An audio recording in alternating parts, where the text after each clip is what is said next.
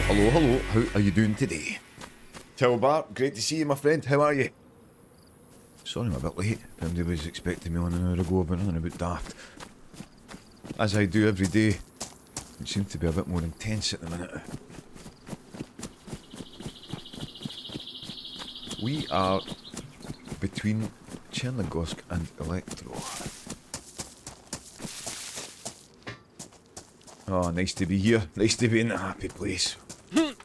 Oh, you can feel it washing over you like a mountain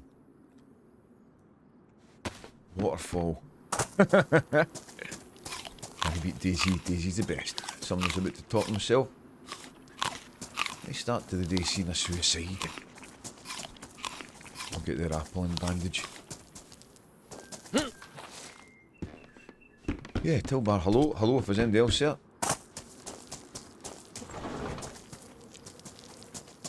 See what adventures unfold today. We're on the server where the first thing we need to find is a spark plug.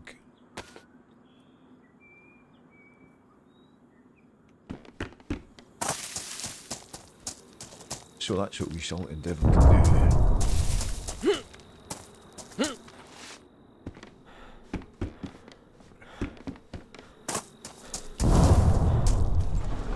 That's someone blowing up the petrol station pumps.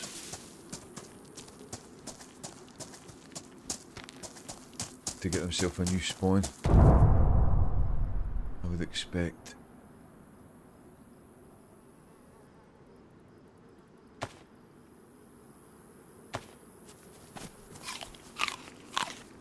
Yeah, nice day on here.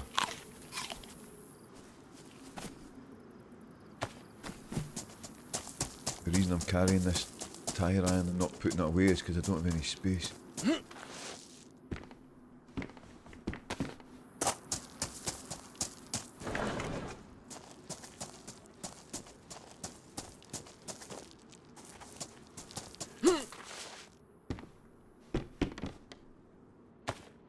What we're going to do, if we should find a boat.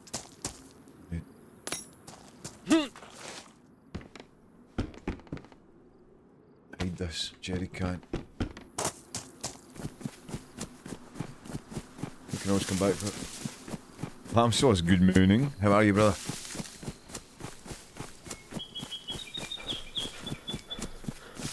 I'll hide that there. And it might, that's quite easily spotted, but hey. Is the road less travelled? Good, how are you? Yeah, good man. Just getting organised. Just started.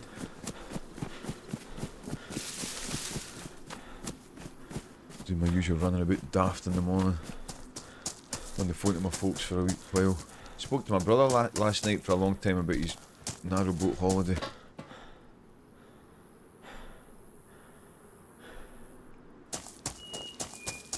Very encouraging.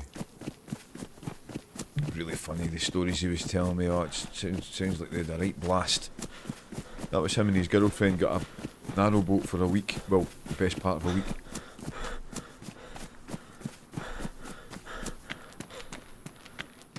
Drivable Olga there.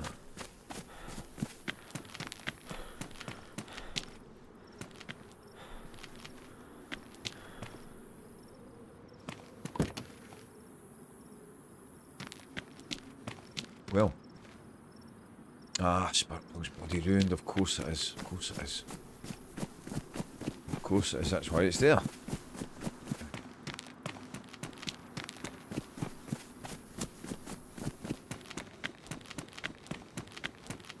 You got a busy day ahead, lamb sauce?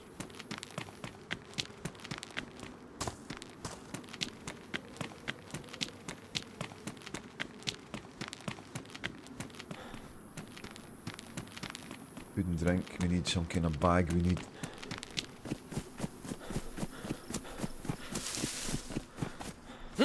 Not sure yet.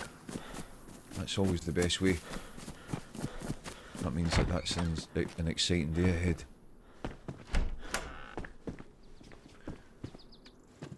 Server's just restarted, so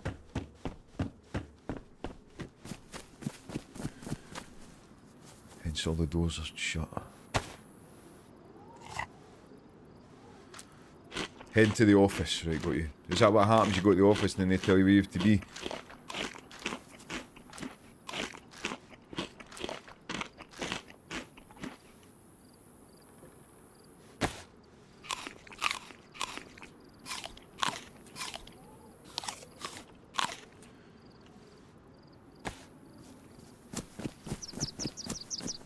So helpful. Not usually, I'm waiting on a shipment. I see. See,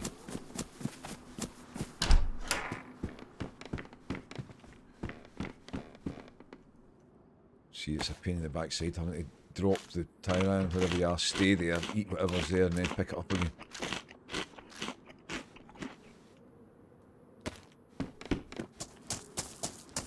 Yeah, I've got an interesting few days coming up. I'm on here today, on here tomorrow.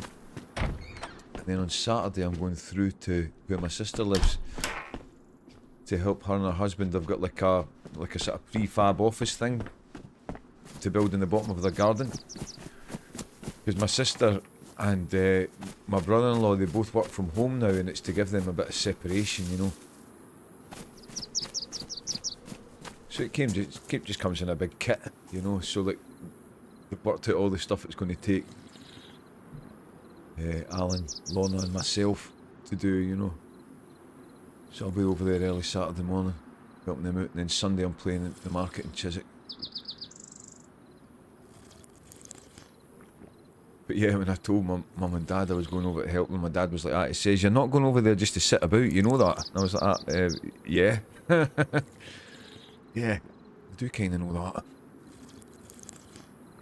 I don't know where that came from. I'm not, I don't have a reputation for being lazy, do you know what I mean? Interesting. But then at the end of that conversation, she said, I was only joking. I was like, no worries, Dad.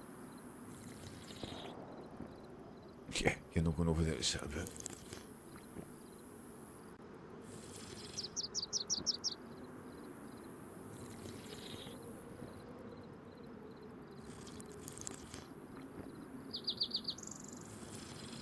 Right. I think I heard a footstep there.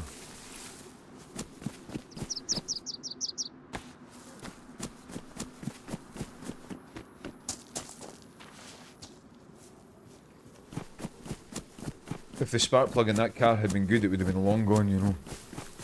They're a scarce commodity on here now, it turns out.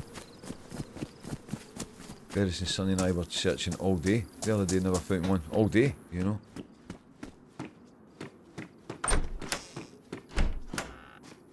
So we're hoping to get lucky.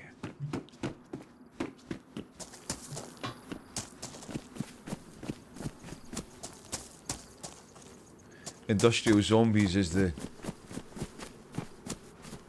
richest source. Industrial Zombies and like caravans, you know, the blue caravans that you see.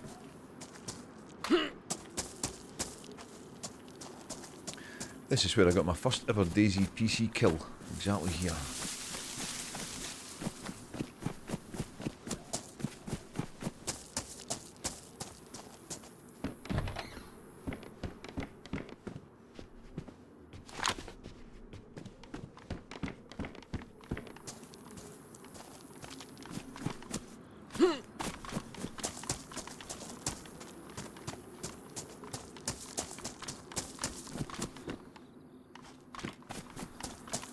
This is a modded server, so the loot is slightly different.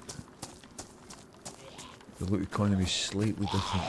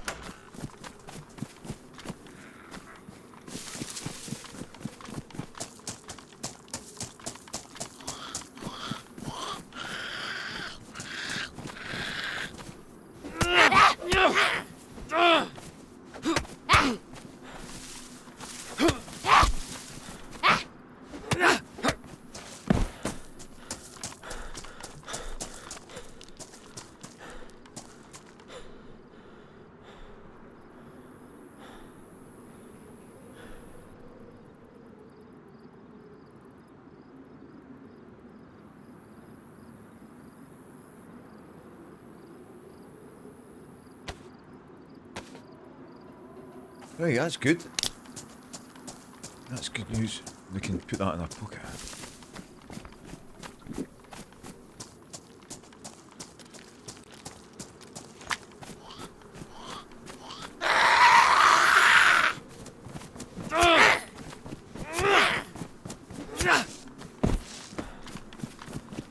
Right.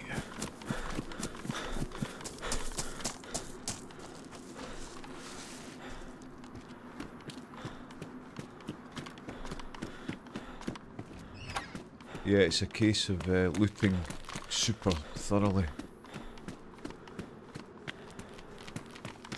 So we get the spark plug.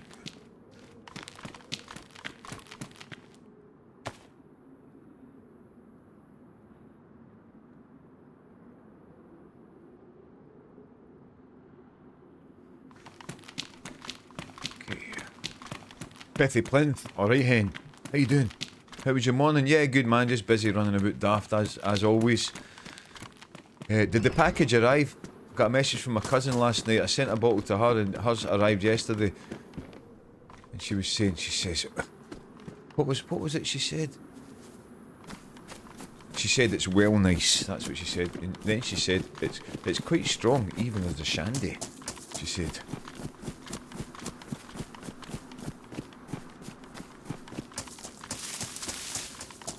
So, checking the industrial. And how are you today? You good?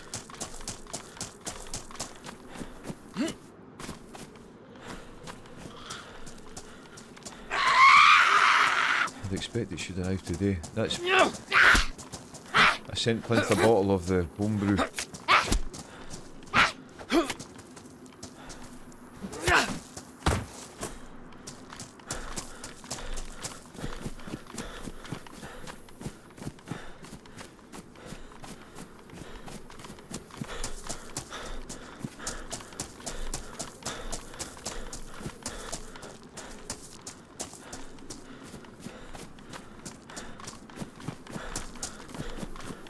So the server we're on is the one with the keycard thing, so I'm trying to find a spark plug again.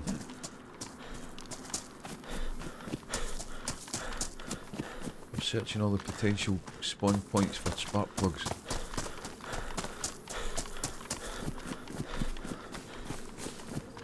Food and drink wise we're looking no too shabby for the moment.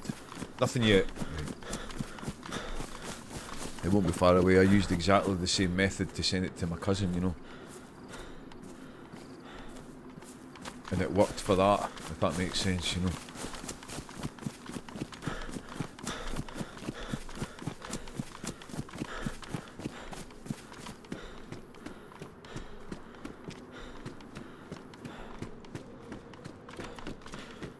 So if you see a postman and he says, oh, nothing yet, but he's off his face, you know it's happened. Yeah, hopefully tomorrow. What does your post usually come quite early? Mine doesn't come to about 11 o'clock. Of course it's 12:20.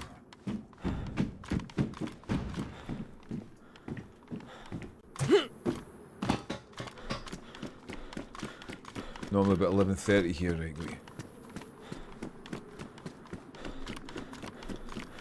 It'll be in the ether.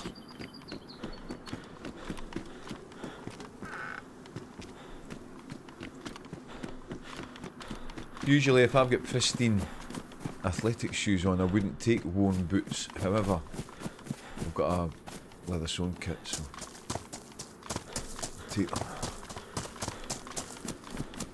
Just check the doorstep, there's nothing there, right? Okay.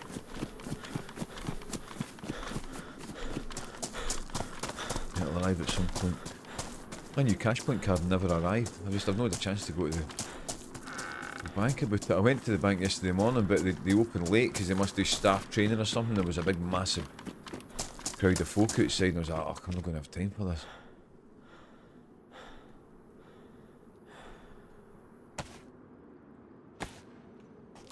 So I just left it.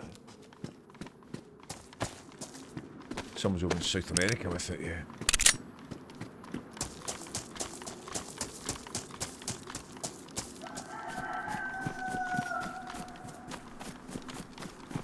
So I'll maybe do that to... Oh, Fancy women's come over tonight, might not get a chance to go tomorrow morning, maybe need the next week. I mean, it's not massively urgent, because I can do the thing with my phone, you know, when you can use your phone like a cash point card. I can do that, you know, but I want to have it, you know, I want to have the card.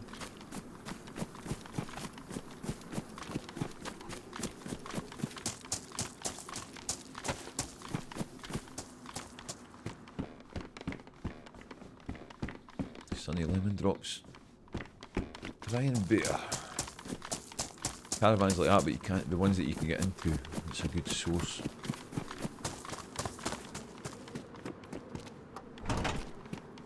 You can't get them from cars, can you? Nah.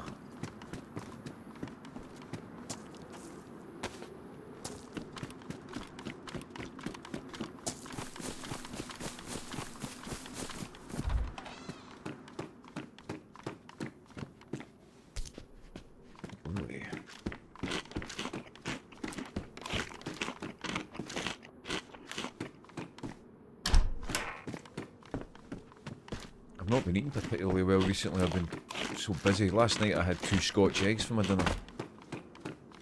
This morning I had half a bowl of Beats Frosted. I woke up in the middle of the night. I woke up at like 4 in the morning.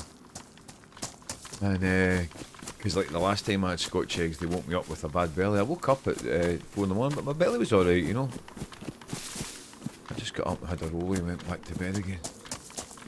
Hence I woke up a bit later and blah blah blah. You ironed your wife fronts ready for the cribbage. I've got them in the trouser press. Got them in the trouser press so they'll be nice and toasty. Ronnie, how are you? Good to see you, brother. How are you today? Just getting started here. I was starting a wee bit late.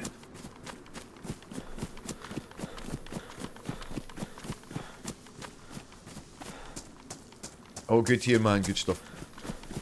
Yeah, good to see you.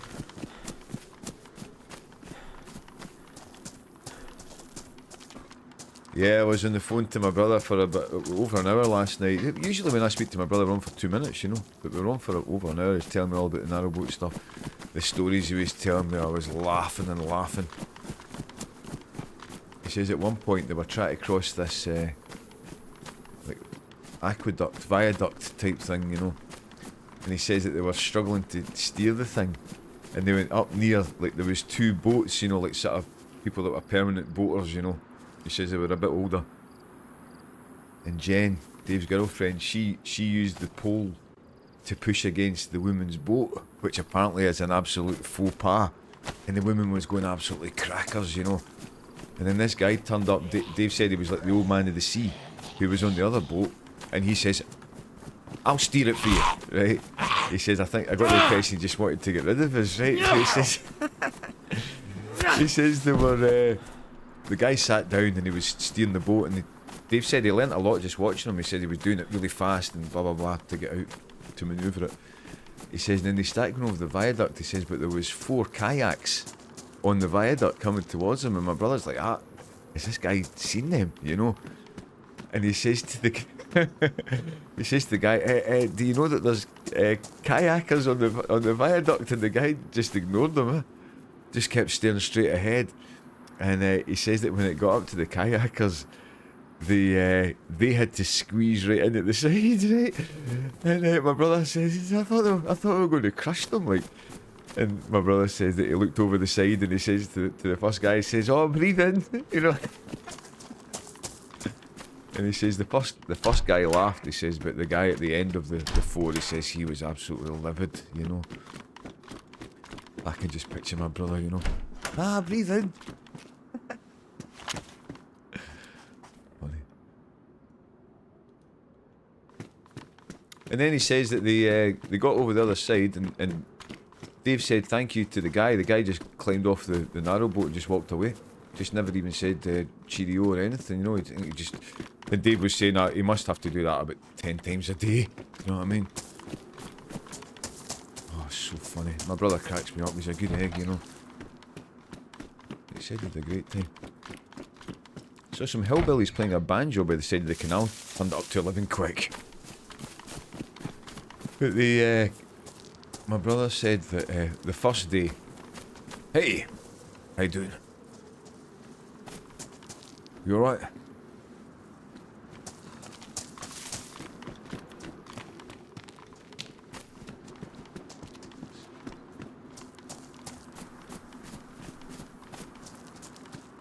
How you doing? Oh, thank you, my friend. What a diamond. Merry Christmas, thank you. Have a wonderful day. Do you hear me? I do now. I do now. How are you? I'm good. Thank you for that. Yeah, there's a car over there needs a spark plug. It's ruined. Right. Okay, well, Yeah, that way. right, well, If you have one, you can take it. right. Thanks, brother. I don't have one. I don't have one, but I'll keep my eyes peeled. But thanks for that food. Okay. Have a great day. Take care. No, Cheers. See you. You know what I always say? First person you meet sets the tone. The first person you meet sets the tone. So he lived rooted all up there, we go down here. You know, people like that can't stand folk who rent a narrowboat for a week and just get in their way. I know, but why would you stop there if you knew that was going to be the case? But he says he didn't even, you know, my brother's like, thank you so much, you know. He says it never even acknowledged them, you know. This is a good tone for the day, I'd say. Yeah, me too. Me too. But my brother was saying that the first day, you know, was saying that he sent me the message saying, there's no way you could do this on your own. There's no way you could do this on your own. He says the first day was an absolute slog. And he says they put on a film at the end of the night and they both fell asleep on the couch. He says just because we were both so tired. He says, but the second day was a lot better. And he says, by the third day, he says we were doing things without thinking, you know. And he says there are some things that he thought would be really difficult on your own. You know, like swing bridges and that kind of thing. But it must be able to be done. Do you know what I mean? Because people do it. People do it on their own, you know.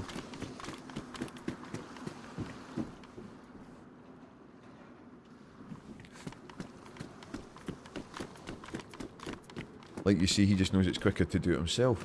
Does he rescind that comment now he's seen the guy do it on his own? Well, yeah. Yeah, totally. No, but you know, like a swing bridge, where you've got to get off the boat, stop the traffic, open the swing bridge. You know, like it's like a weight that you push against. Open the swing bridge, jump back onto the boat, drive it through, jump back up again, close the swing bridge. You know, that things like that. He said there was a lot of times, you know, they saw people that were like sort of almost like volunteers, helping people, you know, but obviously you wouldn't get that everywhere. You need to know, you need to be able to do it on your own, you know. There's also a film with Una Shapin, which is set on a narrow boat in London. What's that one called? What's that one called, Plinth? Interesting. Oh, Chaplin. Una Chaplin. I don't know who Una Chaplin is. I thought you meant Chapin, as in like Harry Chapin. The cat's in the cradle and the silver spoon. Little boy blue and the man in the moon. Remember him? Harry Chapin.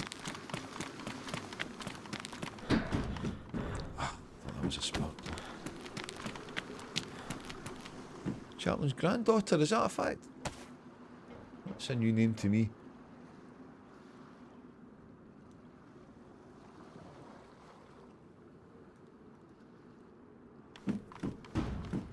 Right, I'm off to Banner. I've made this done in a bit. Enjoy the run. Brilliant, Ronnie. Have a great day. And good luck. Good luck against the squads. And yeah, see you again soon. Enjoy your day. And thanks for coming in. Can you remember what it's called, Plinth?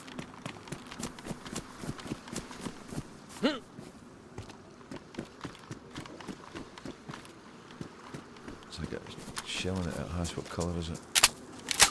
Red. Okay. Anchor and Hope. I need to watch that video you sent me.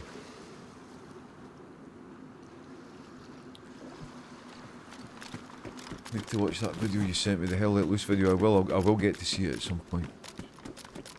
It's just been an extremely sort of busy time.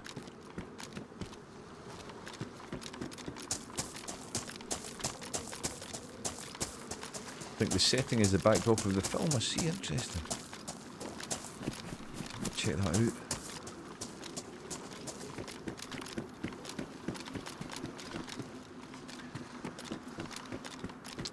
But I think being realistic, the first concrete step I can take in the right direction is maybe thinking about getting out of London, you know. Because it's not just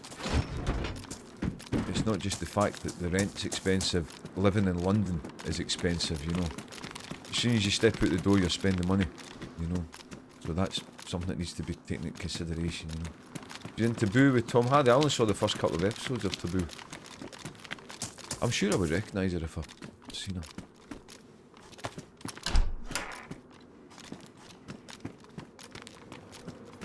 She's his sister in that. That kind of rings a bell. Did she look a bit like Helena Bonham Carter?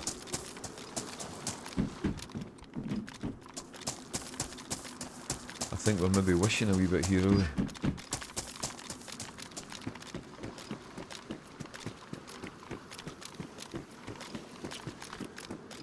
Maybe wishing a bit. Let's try and get down to Chernarus. Not really. Her mum's Spanish, I see. Yeah, I mean, it was a while ago, so it was when it first came out. I hear footsteps there. Did it gone away, look a bit less threatening. Disco, how are you, brother? That's my dad phoning. Give me 1 second. I'll be back in 1 second.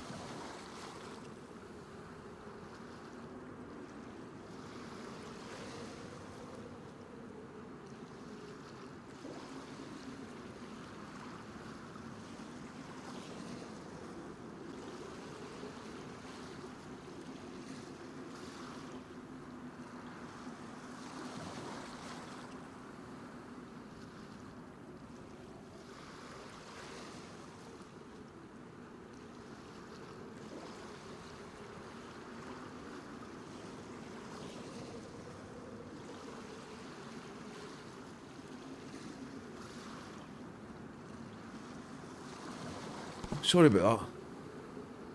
So I was helping them this morning.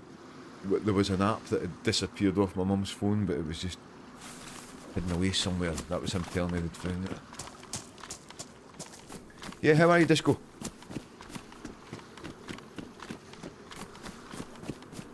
We're just getting started here. We're looking for a spark plug. As always.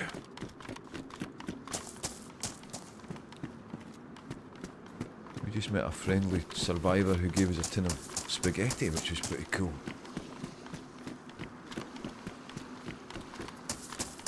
I feel knackered. Early to bed tonight. Were you out in the Randan last night?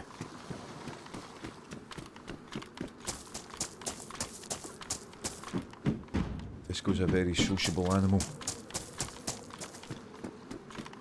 He's always out James Bonding it.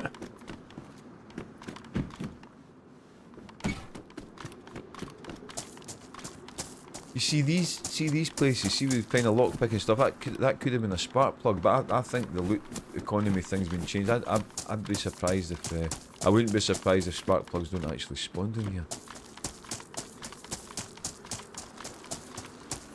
Good day to you. I've had a couple of late nights just chilling in front of the telly box, nice.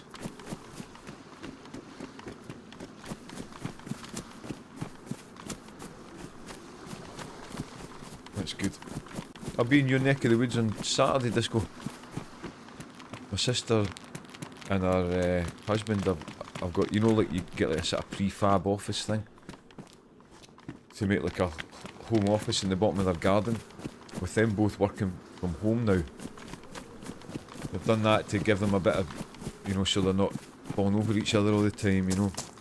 So I said I would help them with the heavy lifting and stuff. So that's Saturday. I'll be over there. We're getting the train early doors in Greenwich.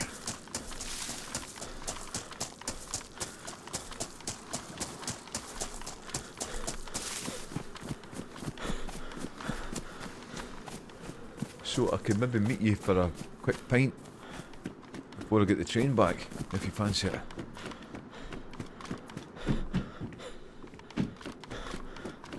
Sweet Hannah might be about if you want to meet for a beer. Well, I can mention that to Lorna, you know. I'll mention that if they need an extra pair of hands. But I think likely it'll just be if you fancied a pint, I can meet you at the usual spot. But I'll keep you well informed, brother.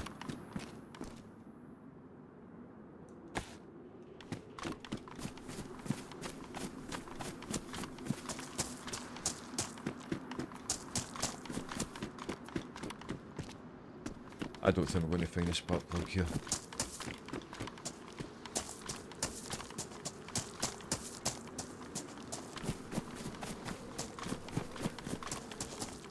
So we continue the search.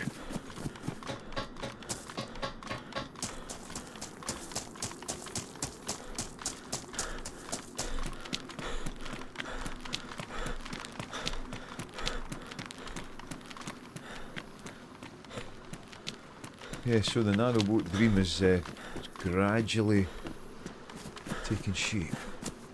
Gradually taking shape.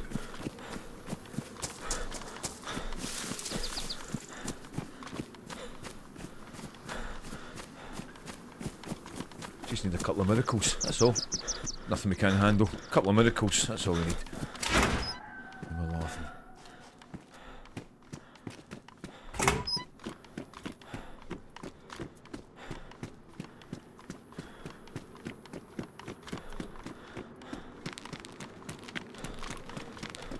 Sure thing, be good to see you. And you, brother, always.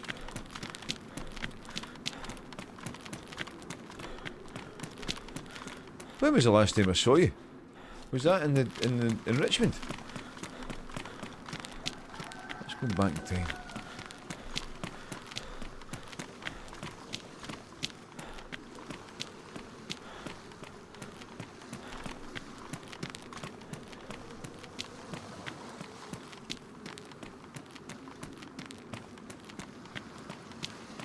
Chernarus.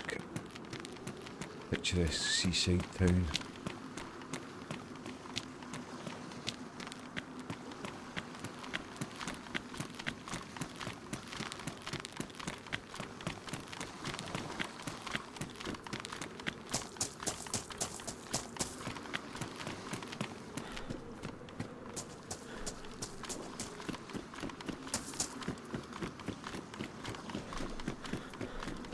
We get over here? Nah. The channel. He's far from home.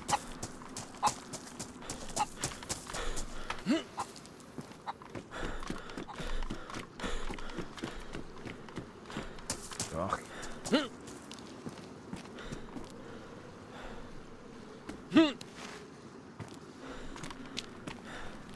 Oh, driving the logger. The thing that's exciting about that is that it might have a spark plug in it. Right, we can jump this, I think, but we just need to do it at the very last second.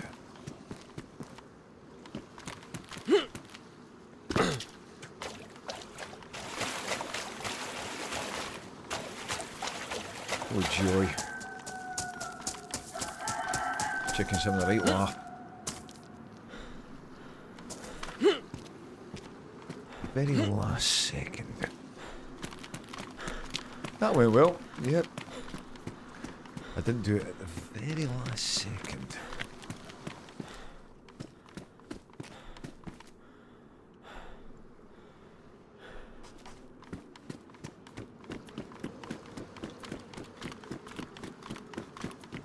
It's not cost us a great deal of time. Just made a few bit soggy. Cool.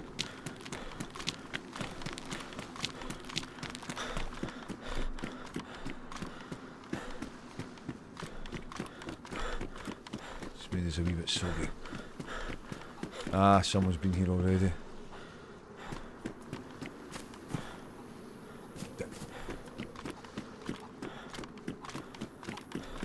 To the punch. Jaffa, how are you, brother?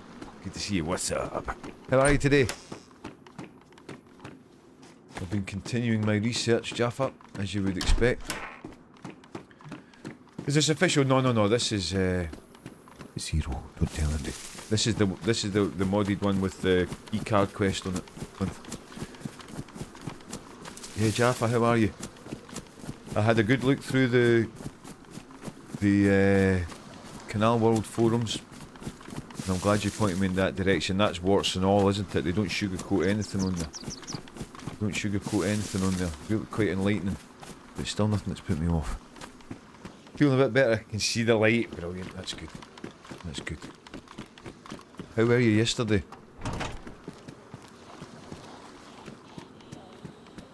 I was on here yesterday. An unusual Wednesday stream, but we were playing Last of Us Part 2.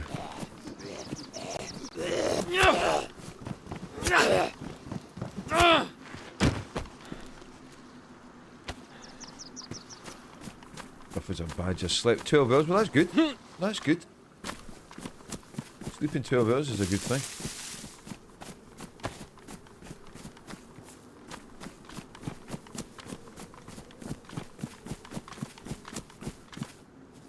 Do you still think it was the COVID? Time frame wise, it could be that. Feels like that.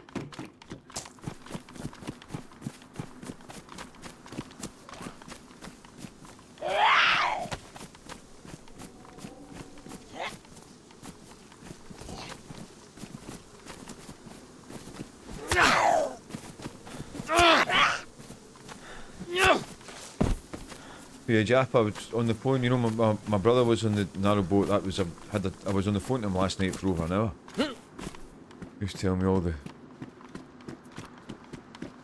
his adventures. They had an absolute brilliant time, you know.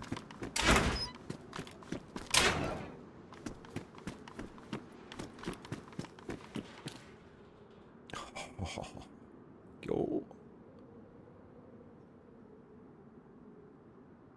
Also take those cargo pants. Right. Now we need to find a boat.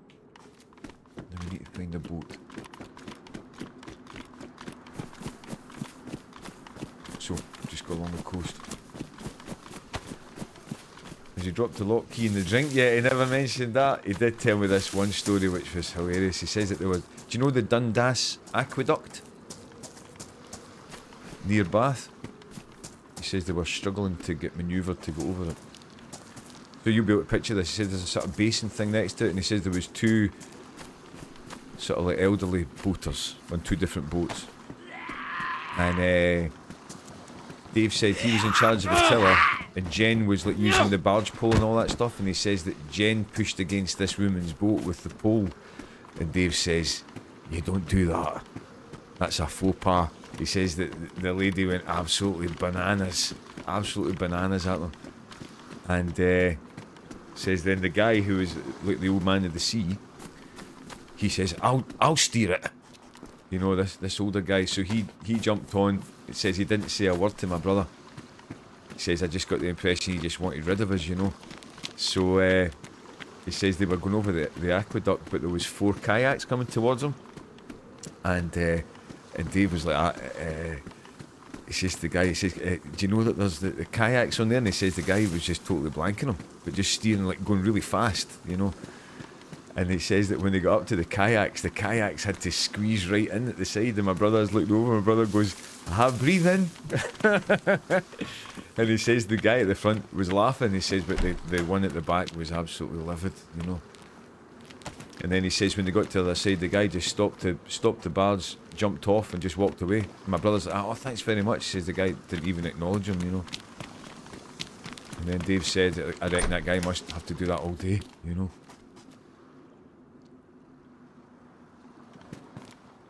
Oh, funny. But he was like, he says, "Oh man," he says it's story after story. He says it's just brilliant. And he says that on the first day he was thinking there's no way you could do that on your own, you know. He says, but by the third day, he says that they were doing things without even having to think about it, you know. He says you could do it. He said there were certain things that he wouldn't know how you would do it on your own, like swing bridges and that kind of thing. But it obviously can be done, you know. Now I think we should maybe get off the beaten track here. If we can. with some grumpy gits in the canal. He said a lot of them were in quite a state of disrepair. He said there was lots of them had for sale signs on them, he says, but a lot of them looked pretty ramshackle, you know. But he says the route that they were on between Bath and Bradford upon Avon, he says there was only one lock that they had to negotiate. So they did it on the way to Bradford on Avon and then on the way back. And I think there was maybe 1 or 2 swing bridges.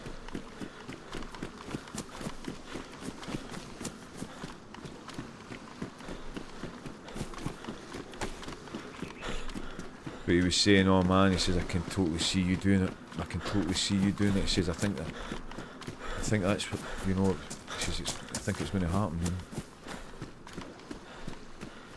I says to him, did you see any... I says, did you see any buskers? And he says, they saw one busker in Bath. He says, he was older than me. I says, was he make money? He says, oh aye. He says he was playing Elton John when we came up and then it started to rain. But I says, what was his setup, you know? And he says, oh, guitar, mic, amp. And I was like, ah, brilliant. Because I was thinking to myself, it's all well and good being able to busk anywhere in Bath, but if you're not allowed to use the amp and stuff, that's a bit of a problem. So that's that kind of covered as well. Pure bass, how are you, brother? Howdy folks, been super busy this week, apologies for my absence.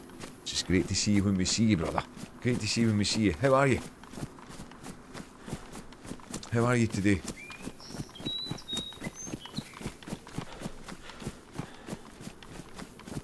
And there's Dr. Buggenstein, big hairy ball sacks. How are you? Good to see you. When you get your own boat, the first thing you need to have done to it is the addition of a big eye bolt in the middle of the boat's roof. You can then hook a rope to it and pull your boat through locks and such much more easily on your own.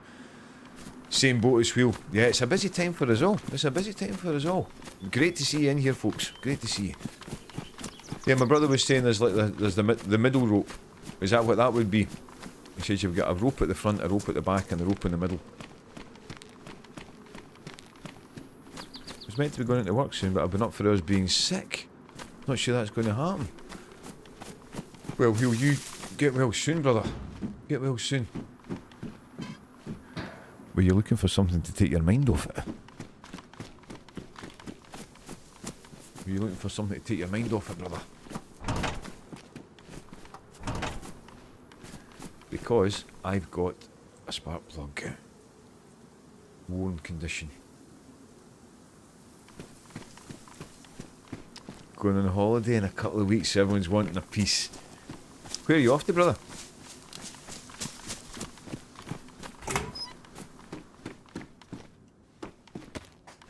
I'd be very interested to hear where Buggenstein's going, because he's a bit of a renaissance man, isn't he? He's a bit of a renaissance man. Coss for some sun and cocktails, lovely. Is it starting to get a bit cooler up there now? I'm starting to notice a wee change down here. I'm starting to notice a wee change. Well, that would be lovely, man.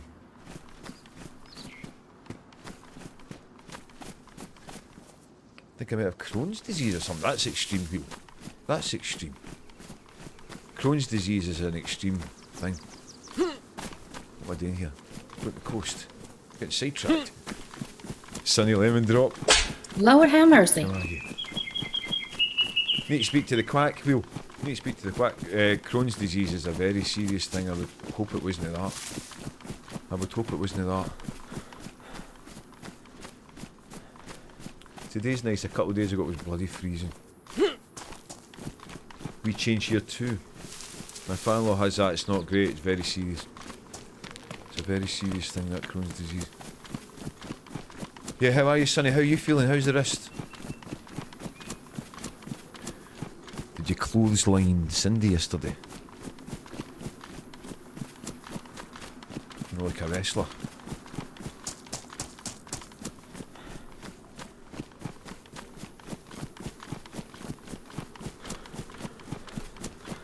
I can tell when the weather's changing because I have the urge to have a bath. Do you know what I mean? In the evening I have an urge to have a bath. You know, to get heated right through. That's how I can tell. Little show this morning, played COD with Hump Day crew. Good stuff. Good stuff. So it's on the mend. Overall.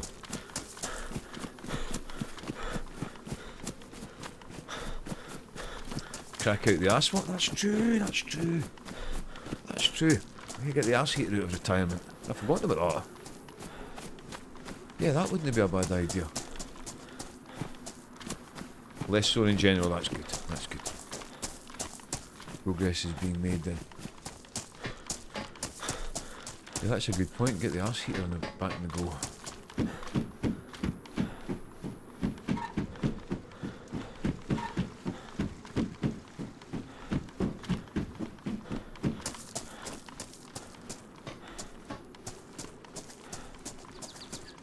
So yeah, just gradually just getting a wee bit closer to the dream every day, just gradually a wee bit closer.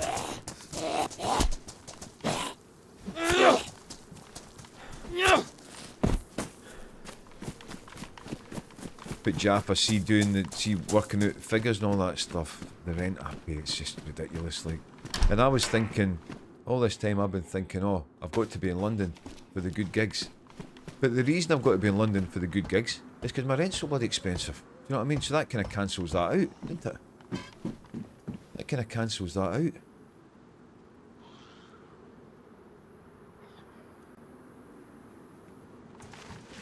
You know, not as purple, more greens and yellows now. Multicoloured sunny lemon drop. Do gigs pay any better in London than elsewhere? I don't know if they even do. I don't know if they even do.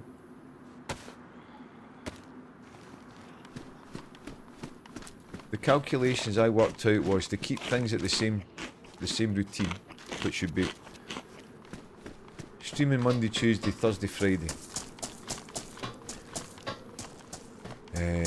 At the beginning there might be a bit of an adjustment where I'd maybe need to start. I wouldn't, you know, maybe not be able to start at 11 in the morning because I think there'd be a lot of things I would need to get done in the morning. You know what I mean? But if I was to start, say if I was to start at, obviously the dream would be to get back to starting at 11, but say even if I had to start at 1, finish at 7 for example, that's perfectly doable.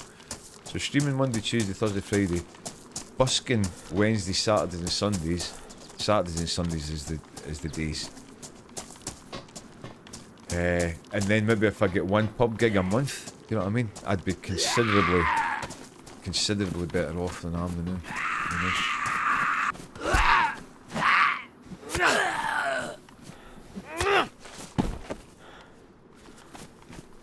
The bottom line being, if I wasn't paying through the nose for my rent, I wouldn't need to be getting so many good gigs, if that makes sense. It's kind of cancelling itself out, that aspect of it.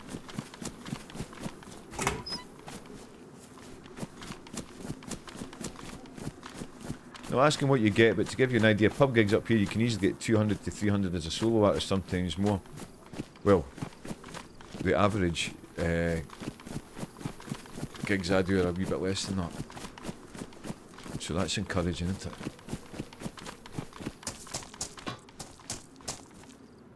I was thinking that the good busking was a London thing. I don't think that is. I don't think that is, you know.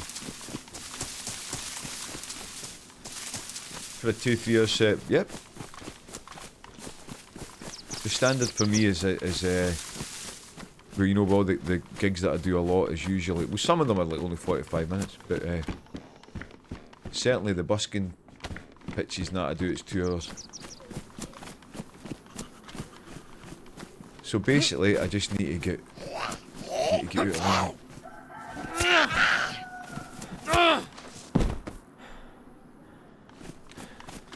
As an initial first concrete step on the path. Yeah, but advertise for weddings. Anytime I do a wedding, it's just because I've been asked if I've been busking, you know.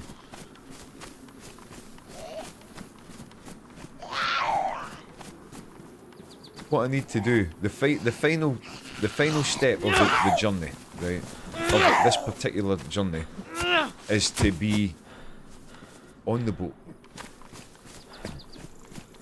Thing off into the sunset. I just need to work out the most efficient way of getting from here to that day. Do you know what I mean?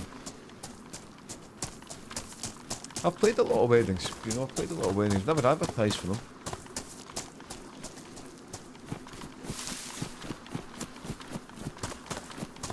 Never advertised for them.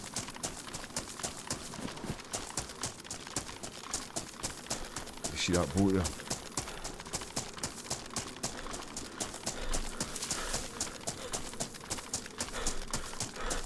Walked down the aisle to too long.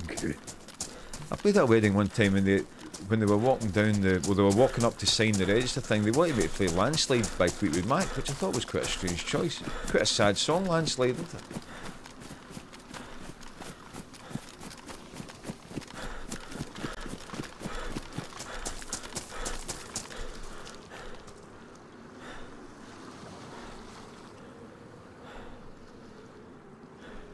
Are they parking up there?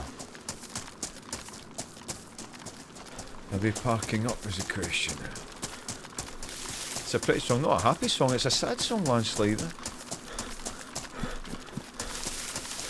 It's about splitting up with somebody, isn't it? It's about coming to terms with splitting up with somebody. Yeah, interesting. I was wearing an all black kilt that day.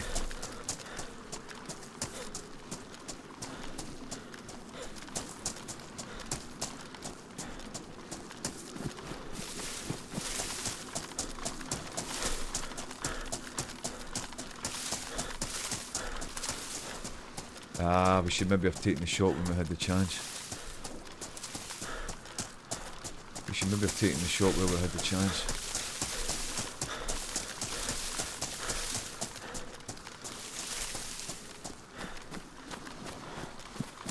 So there's two ways it can be done. There's the miracle way, in which case I would say 6 months to a year. And then there's the slog way, which I reckon you're talking about. Ugh.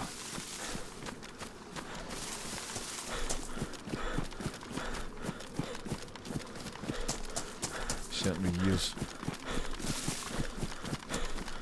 Who knows what's in the corner? Nobody knows. Nobody knows.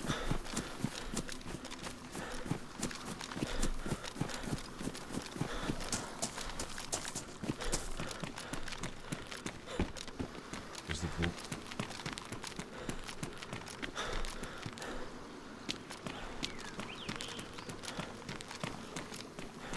Where did the boat go? Off into the sunset. Shower time, be back when I get to work. Lord have This is mercy. where it gets soapy.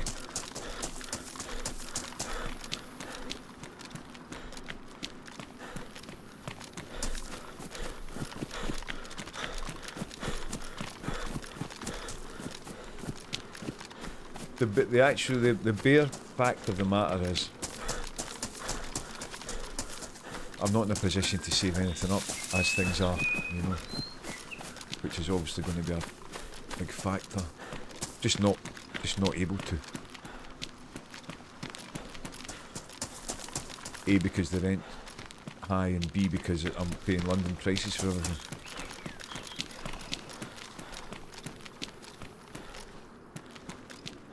It was an orange boat we saw, wasn't it?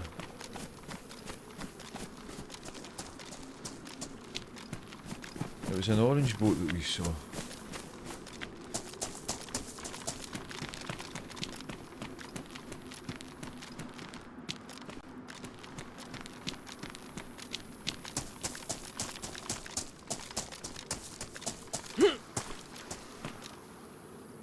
With a spark plug in it, interesting.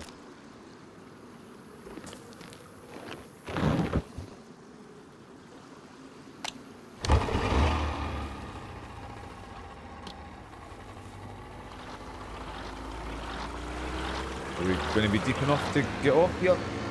Hey.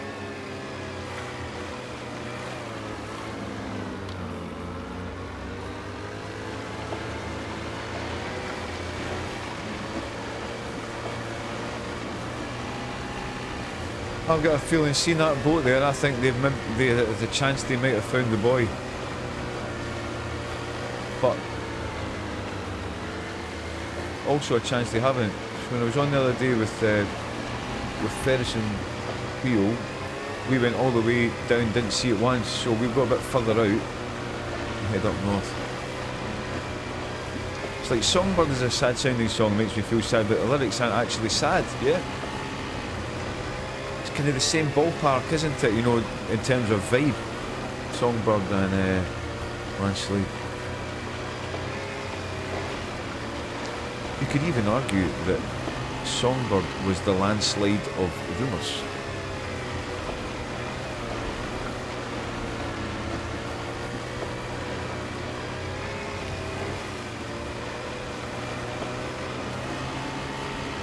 Songbird's a masterpiece. I was thinking as well, you know, I was talking how I'm saying, oh, I've got so many songs that just need lyrics, but I've just I've not had any time to be in the headspace for lyric writing, and it struck me today.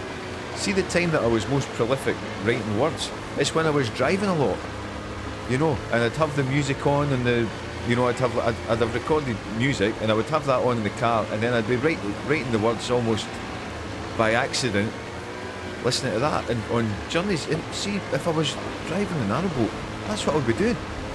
That's what I would be doing. Do you know what I mean?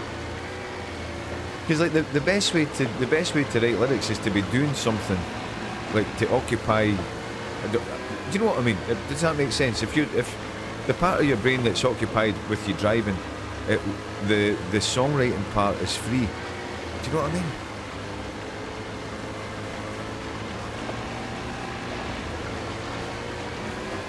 She woke up in the middle of the night with that song in her head, so went straight to the studio and smashed it out. Interesting.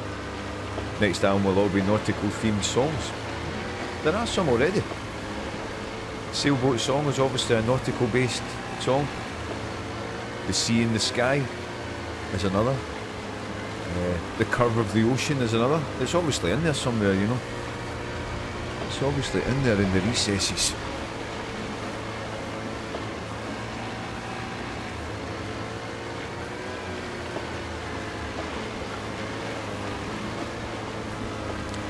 Yeah, so Red Room looks clear, sounds fine. Neo, how are you, brother? Good to see you.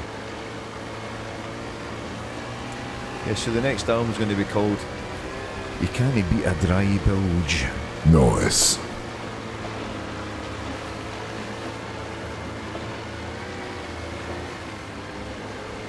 How are you, Neo? How's Gracie?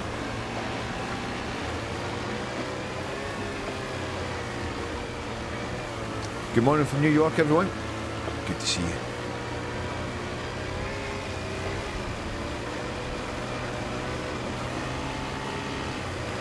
So yeah, it's an interesting time. It's an interesting time.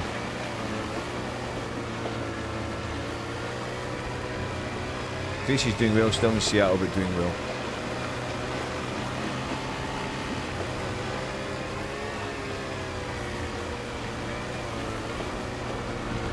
We were in Seattle yesterday, virtually. Post-apocalypse.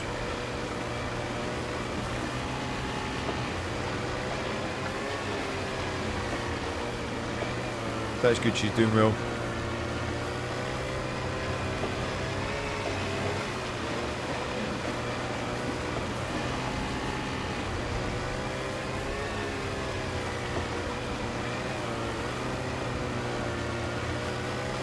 Her mum was actually able to climb stairs using the legs she brought. Interesting. Gracie will be making sure she's not overdoing it.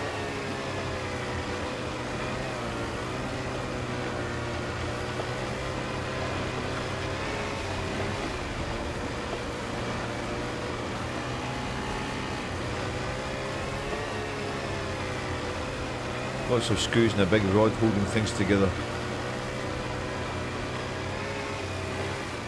Yeah, fancy women's come over tonight. Lord have mercy.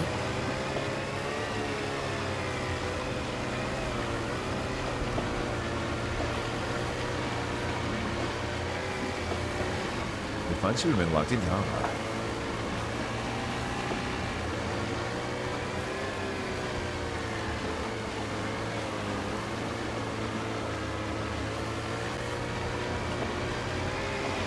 So yeah,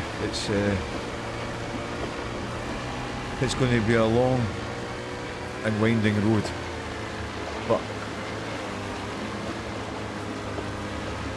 I can feel that I've got quite a high degree of determination, and I can feel it, you know. I can feel the determination, you know. I'm starting to see things in my perspective has shifted, if that makes sense, Jaffa. My perspective of the situation is shifting now, you know, of reality.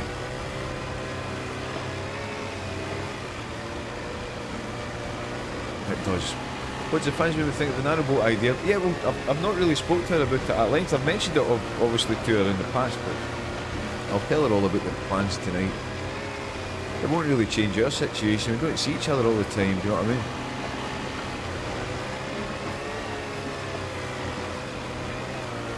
And if she was coming over to visit, just be a case of her, well, she could drive or get the train depending on where I was, you know. Stay for a couple of days.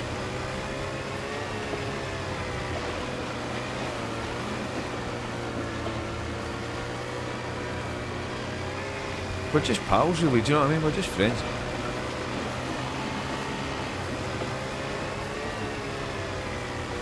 We're just bridge partners, if that makes sense. Lord have mercy. Just see each other over the table.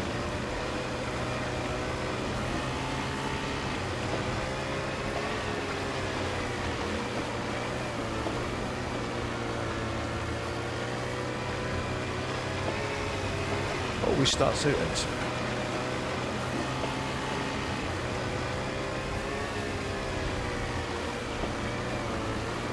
But yeah, Jaffa, the stories that my brother was telling me, I was laughing and laughing. As you would expect from someone that's never done it before, you know. And he was like, he says the way that he says it's really hard to, at first it's really hard to get your head around how it works with the steering, and if you make the engine go fast, you turn sharply and all that stuff. You know, he was trying to explain it all to me. Landlubber, yeah.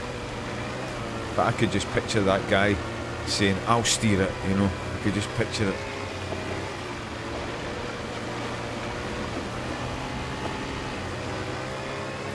But he said the vast majority of people were really nice, you know, and everybody saying hello as they passed by and all that stuff.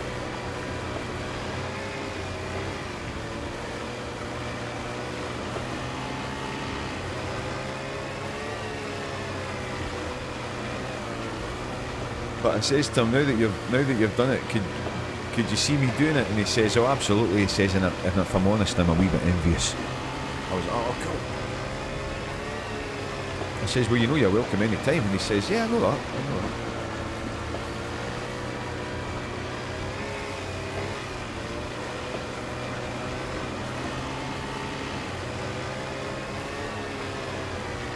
The thing is, as well, you know, if I was to do my 4 boat jobs a year, then I could get him and his girl could stay on the boat while I was away. Do you know what I mean? Which is great for him getting a free holiday, and great for me knowing that the boat's looked after, you know. If he doesn't get a rope wrapped around another boat's prop or lose anything over the side, it's all good. All is good. He said he was really paranoid about leaving the tiller. So he says poor Jen was doing everything else. He says I'd got us a pair of walkie-talkies off of Vinted. He said they were just talking on the walkie-talkie.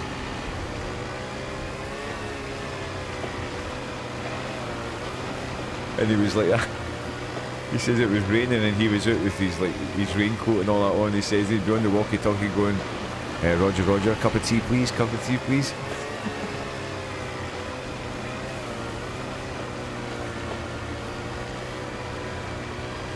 One thing that was interesting, I says to him before he sent me a wee video and all that, it looked brilliant, you know. But I says to him, do me a favour. He says, what's that? I says, speak to mum and dad. Just say, oh, it would be perfect for Scott. He says, man, he says I would be preaching to the converted. So I don't know what's been said, you know.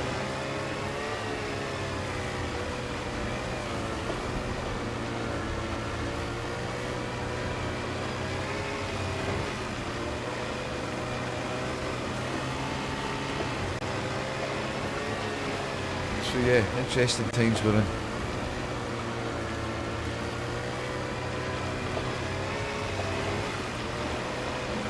What we're going to do here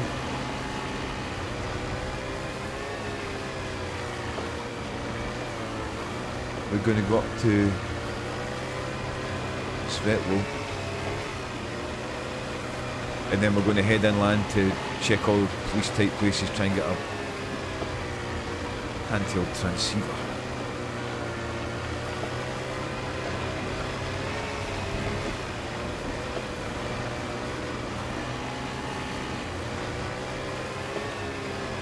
Yeah, he was saying, he says, oh, we topped up the water every day. You don't need to do that, do you? I think maybe the higher people maybe told them to do that.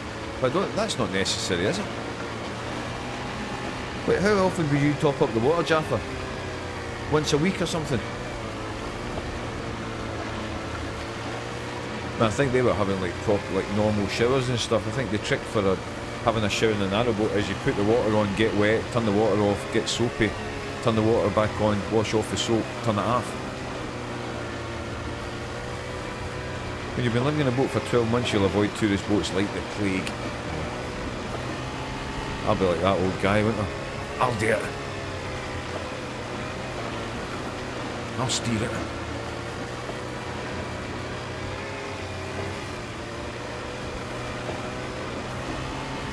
Depends on the size of the tank your boat has. But there's no way of knowing how much is left in it, is there? It doesn't have a gauge or anything, does it?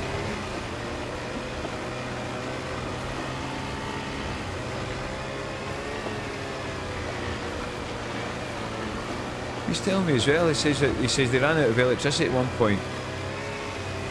He says, but they were in their bed anyway, you know, they were just about to get to their bed. But he says that charging the battery from running the engine, he says it charged up really quick. He says it was maybe about half an hour or something until it was charged back up. I thought it would be a lot longer than that.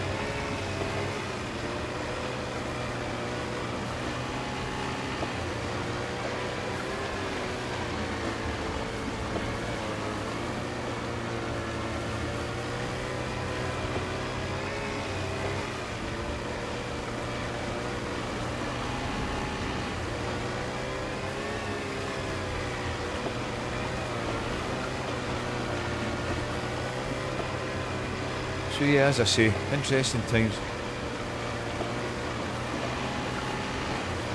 But it does feel that it is starting to grow legs, you know.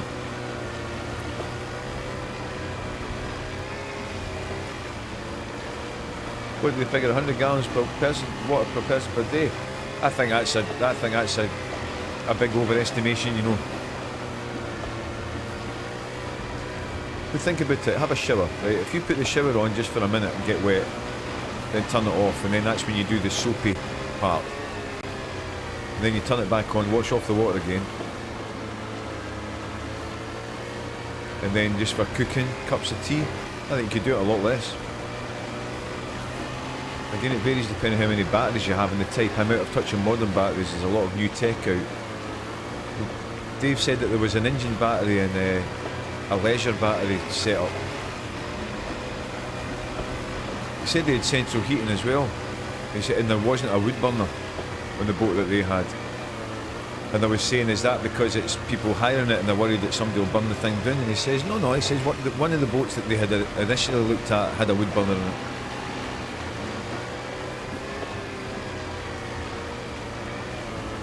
The new Life PO4 batteries are spectacular, expects for nitro.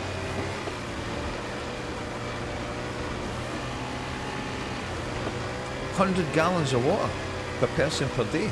That seems quite excessive to me. That seems quite excessive.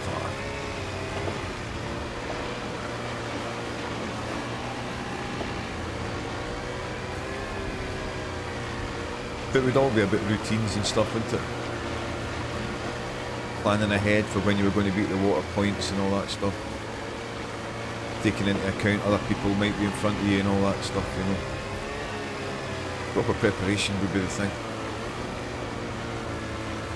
Now something tells me we're not going to find the boy without the transceiver, so let's do that. We don't need to get a GPS because we can look it up on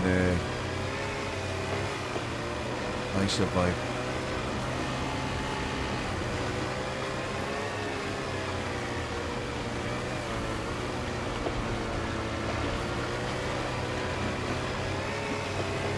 We're going to park the boat here, and I'll tell you why. We park the boat here because this is a place nobody would come out here on foot. The only time anyone's going to see that there's a boat here is if they're passing on a boat, which obviously means they won't need one. So we'll park up here. More like 20 gallons a day with 2 short showers. Jaffa's a 2 shower a day person.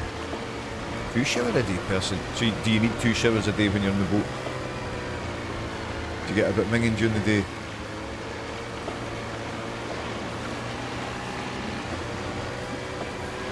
Yeah, 100 is the estimate for homeowners, not those living with limited resources who need to refill all the time. That's the thing, all the energy, all the water and all that stuff, it's got to be on the boat, you know. Did I see somebody up there? No, because I think we would have been shot.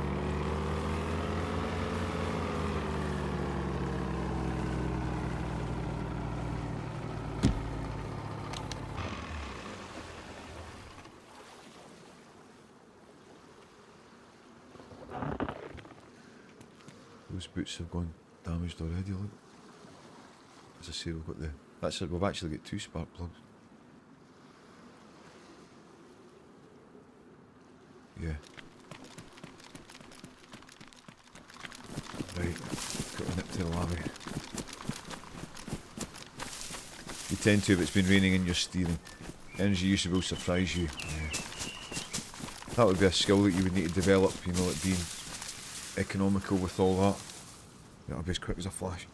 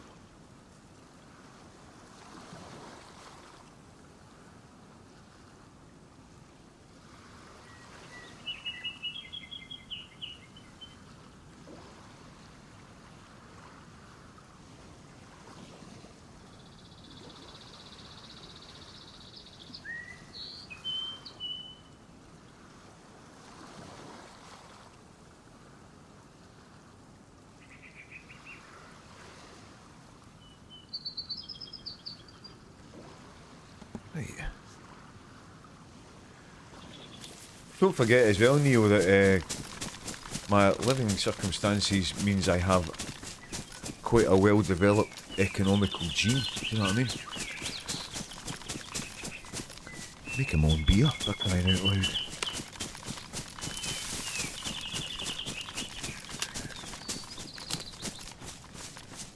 I'm not a leave the lights on kind of person, do you know what I mean? Don't get me wrong, I'm not a miser, but I do know how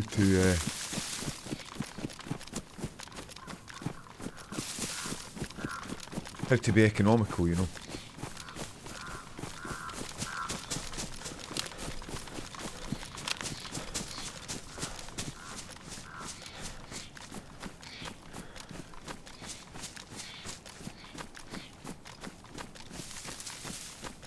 Now,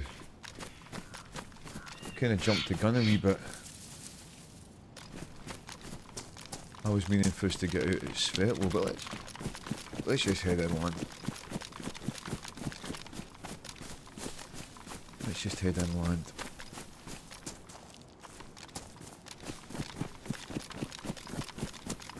gun there. What is it? VK133 is that?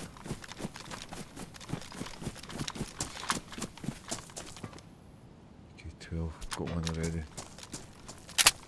What condition is it? Right.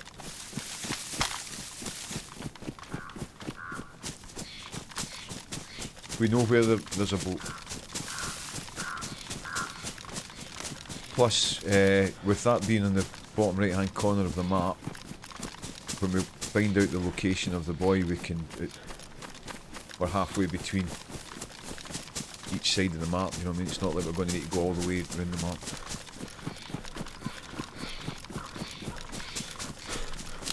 Can't get Songbird out of my bloody head now.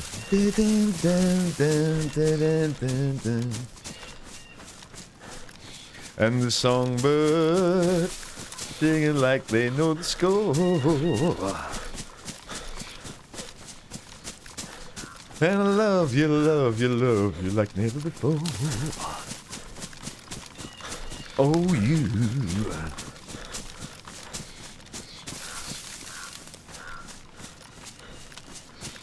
Scott McVie. What's your favourite Christine McVie song? You Make Love and Fun.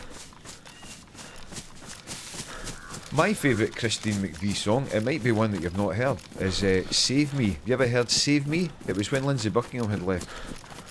If you've never heard the song Save Me by Fleetwood Mac, check it out. It's been the song of the day. Songbird track. Have you heard Save Me?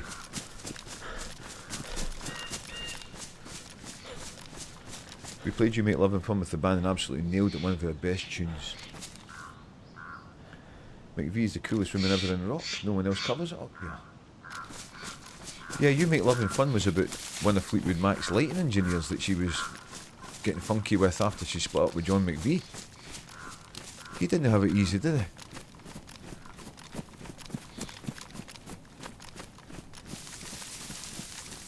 Basically saying that you make my ex look like a right grumpy bastard. And he was the bass player in the band. Have you heard Save Me?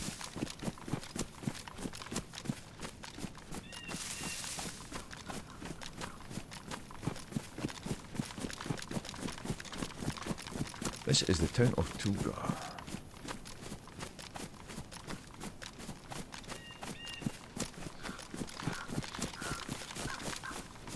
Not sure, check it. Yeah, it's, as I say, it was when, you know, when Lindsay Buckingham left and they had to get two guitarists in to replace him. It's a Christine McVie song. It's probably it's my second favourite Fleetwood Mac song. My favourite is Silver Springs. Someone's been here, the doors are open, look.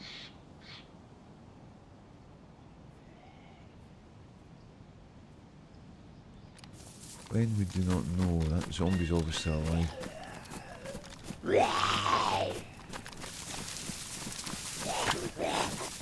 So where's the nearest police station?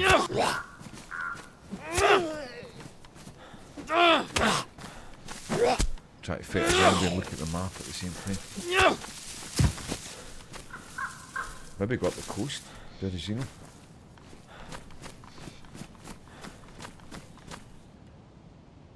If we go Berezino, we can go Berezino, Krasnostav, Svetlo. Let's do that.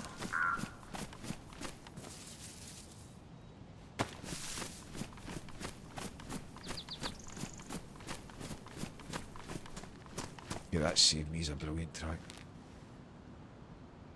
You don't know Silver Springs? Silver Springs, man. Oh my god, that's the best. That's the best Fleetwood Mac song. It's Stevie Nicks writing it about Lindsay Buckingham, and he was so incensed he refused to let it be on Rumours, so it was the B-side of Go Your Own Way. But it's the best Fleetwood Mac song. But listen, you've got to listen to the whole thing. It's one of those songs where it like builds up, and then the last minute of it is just absolute perfection, you know. It's so good. Oh, you know Silver Springs? No, it's Save Me, right? Save Me is a bit more poppy, you know.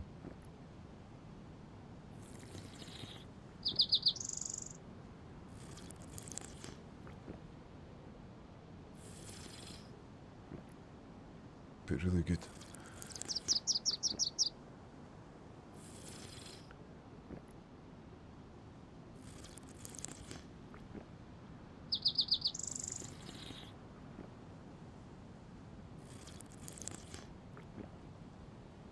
But we might songs with bread and butter, just genius.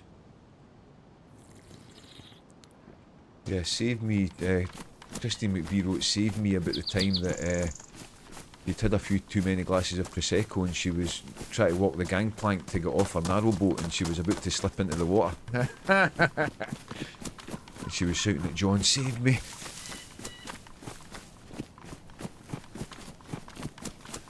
The three singers nailed all the harmonies. That was the beauty of Fleetwood Mac, wasn't it? Those harmonies go your own way.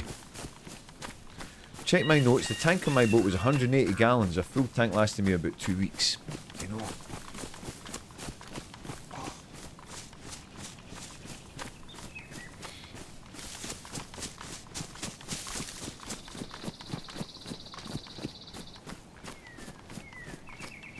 But yeah, I'm starting to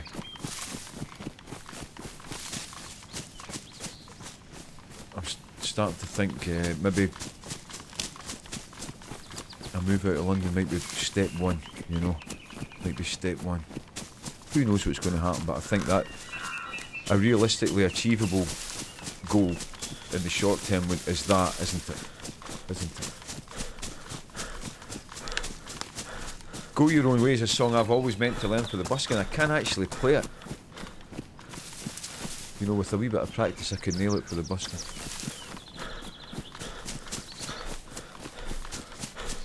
But yeah, Jaffa, the situation I'm in just now, it's just a hoover of, it's just a financial hoover that I'm living in, isn't it? I'm living inside a financial Henry Hoover, basically. It would be a good cover for busking, yeah? Loving you isn't the right thing to do, cha-ching ching.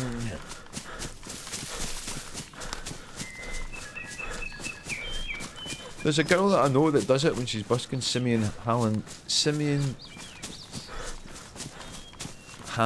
Dallas, her name is. Simeon Hammond Dallas. She does Go Your Own Way.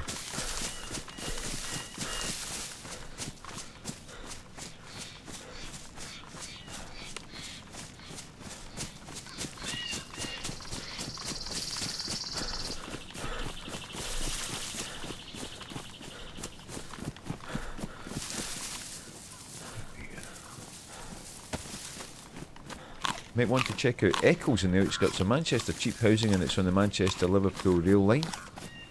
Eccles.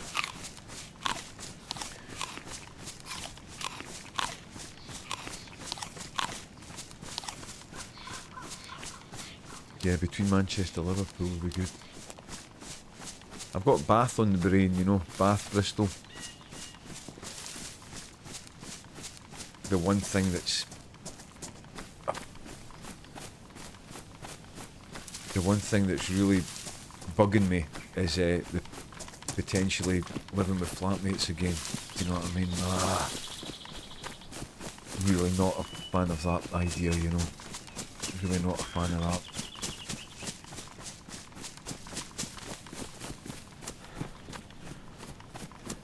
You need cheap, that's the thing. You need cheap.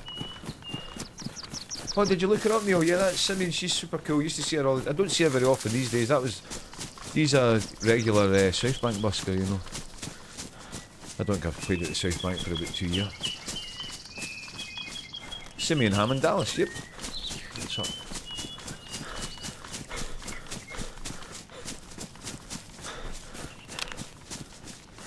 She's a cutie, if it's the right one. Yeah, super cool.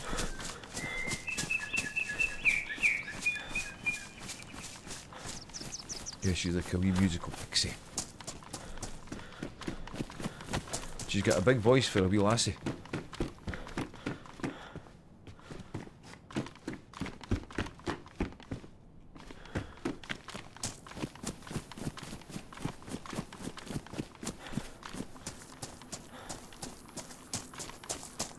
Well, we're here as well looking at me. Oh, hello. Henry there hiding in the bushes.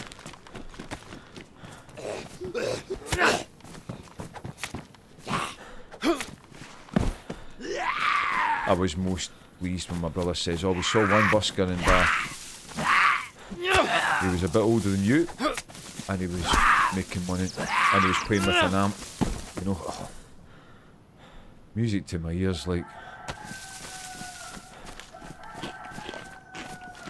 Music to my ears.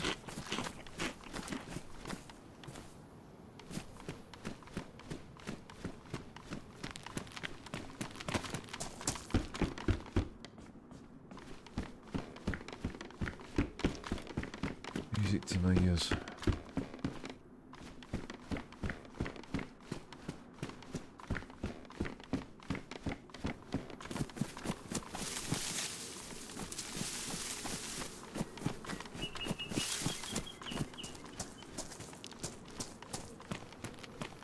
Do you know what also might be a good idea? Is just starting off on one canal. You know the canal that baths on Jaffa? Is it the something in Avon Canal? Just stay on that canal and just go up and down it, getting into the rhythm of the places that I can busk, getting pub gigs and stuff, you know, and then once I've got a sort of situation established, then I can think about expanding spreading the wings a bit, you know what I mean?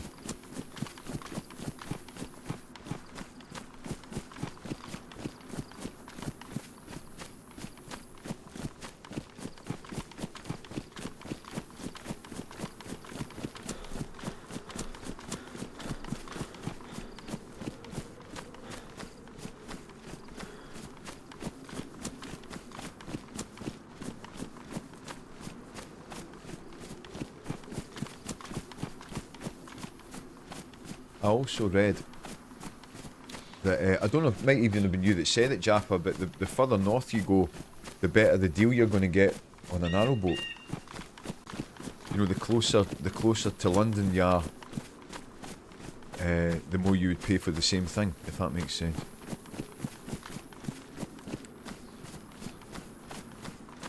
The thing is as well, if it started off not a million miles from London, I could still do London gigs getting the train in.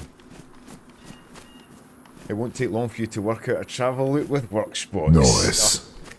Again, music to my ears. I'm hearing a lot of music these days. My ears are hearing a lot of music these days.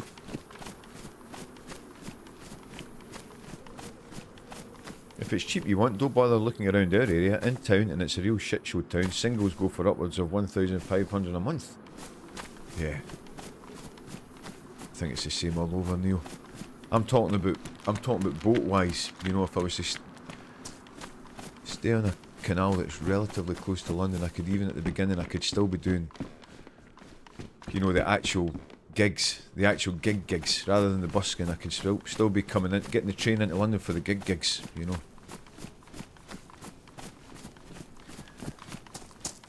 We're going to check the civilian barrack here because there's an outside chance there might be a radio in it.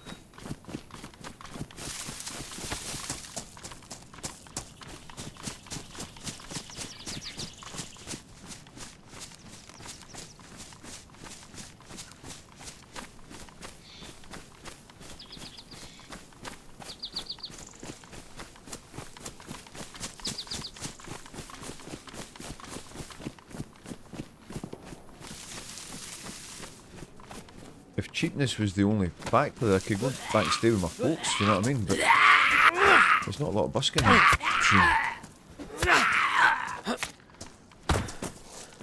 I have seen one guy busking, well, when I say busking, it was at Christmas time and he had a big speaker set up blasting out Christmas songs with a Santa hat on.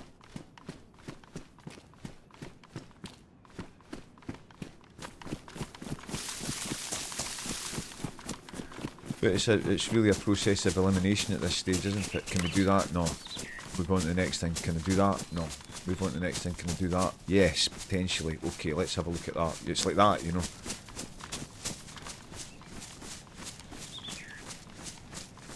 Right, let's go into Delina PD.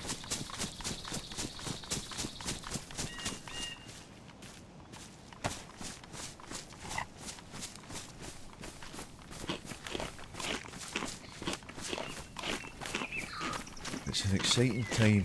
Just there's a lot of ground to cover, you know. It's like the very early stages of a long journey to get there, but just keep focused. Last thing my old man says to me when I spoke, well, I spoke to him this morning actually, but when I spoke to him yesterday, the last thing he says was, keep the dream alive, you know.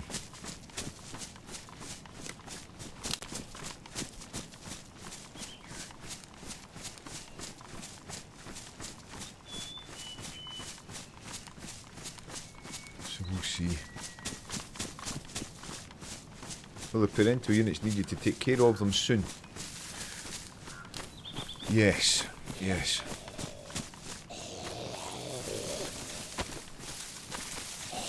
You can get anywhere in the world within 24 hours these days, Neil. My little brother lives 40 minutes in the car from them. And for my sister and I, we can be up there and within the day, you know, if need be. My mum's a bit slower these days, but my dad's super fit as a fiddle, you know.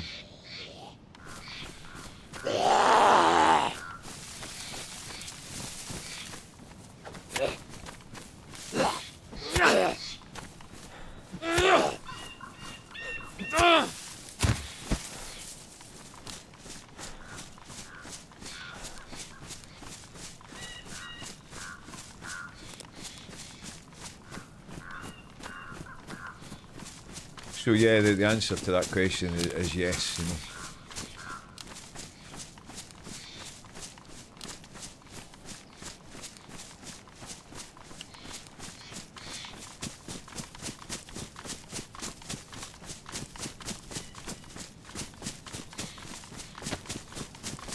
The answer to that question is yes.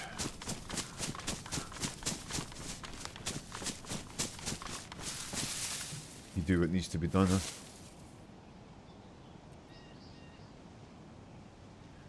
Did your dad ever tell one of you, that your head looked like an orange in a toothpick movie reference? Yep.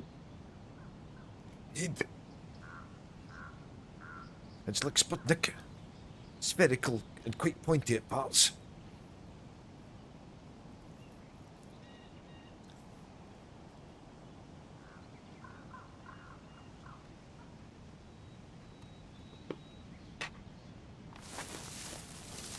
There was a way to fall asleep crying into his giant pillow.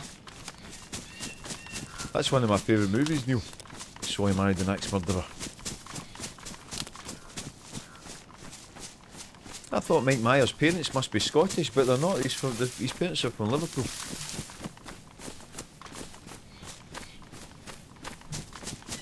Crying into his giant pillow.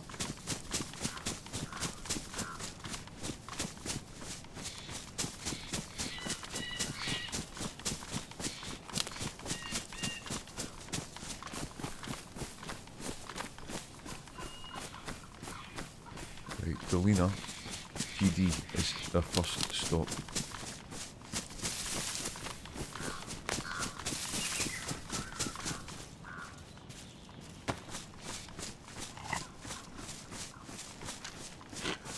Watched the new Superman movie yesterday. For me, the worst one I've seen. Oh, I'd heard good reviews of that. I thought it said it was a bit more like the original.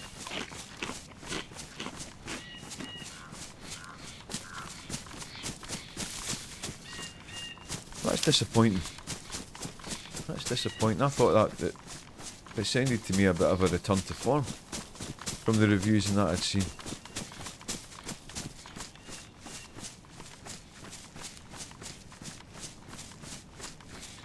I saw the original Star Wars film at the cinema when I was 5 years old. Same year that I saw Star Wars. I can imagine my mind was absolutely blown. My mind was absolutely blown at 5.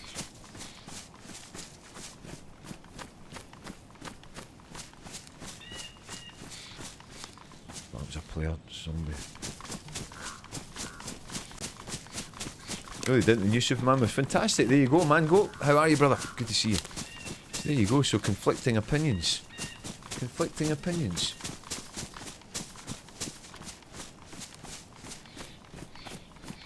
Yeah, I've not seen it. I did fancy it though, but I mean, it's on the streaming things now, but it's like, you know, like you pay 16 quid to see it. I'll wait till it's a wee bit cheaper than that.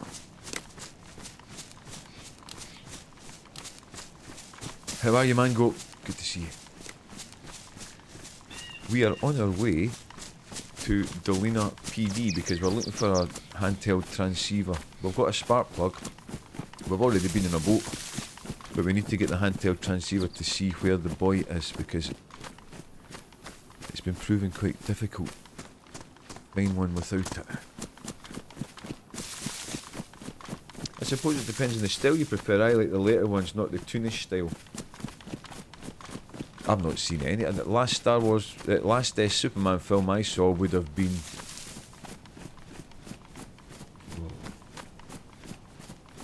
Did I see Man of Steel? Maybe. Superman 3. Remember Superman 3 with Richard Pryor in it?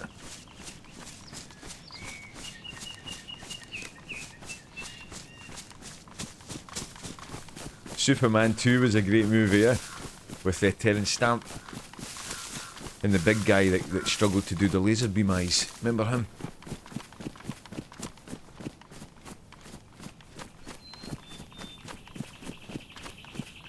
Kneel before Zod.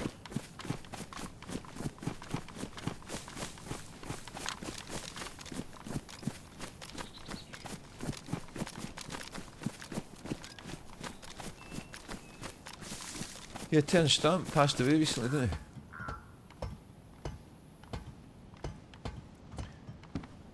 Would you like to hear an interesting Terence Stamp fact? You know in a great actor, yeah. You know in Waterloo Sunset, you know the line that says Terry meets Julie, Waterloo Station, every Friday night. Terry and Julie was Terence Stamp and Julie Christie. Was that the fact? Terry meets Julie, Waterloo Station, every Friday night. Dum dum dum dum.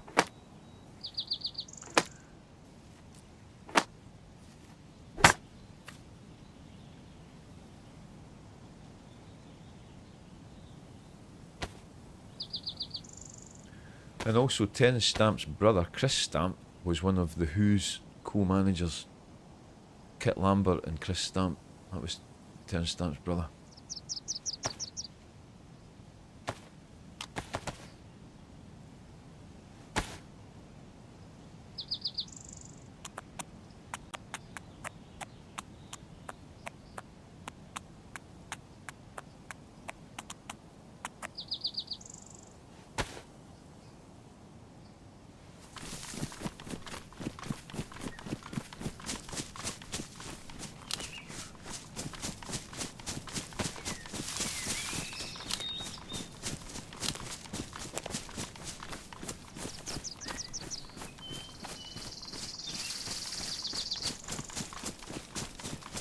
His best movie, in my opinion, was The Limey. Never seen that. Never seen that.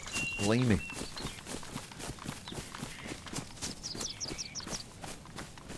Yeah, great actor. He fell out with the Smiths. You know the Smiths single, What Difference Does It Make?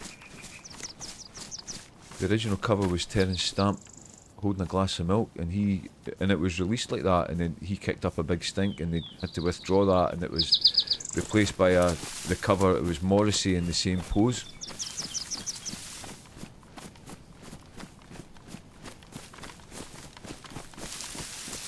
Hi, beautiful lawnmower man. How are you?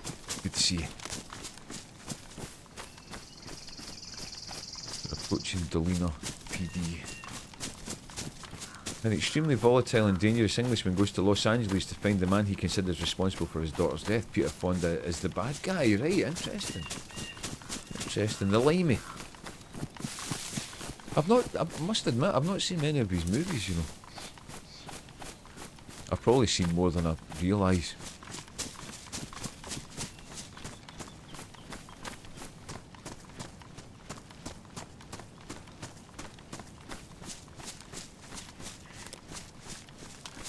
I think he was a proper classic Shakespearean actor, wasn't he?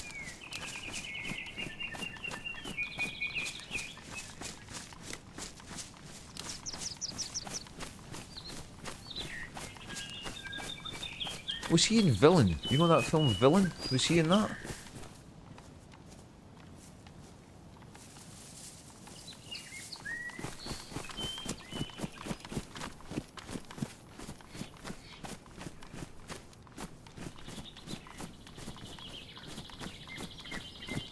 How's the good lady, lawnmower man?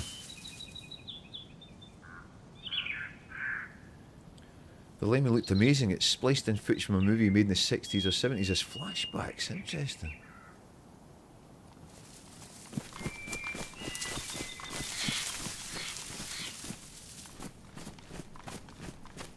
Did you see the thing about Roger Waters was having a dig at Ozzy Osbourne? Did you see that?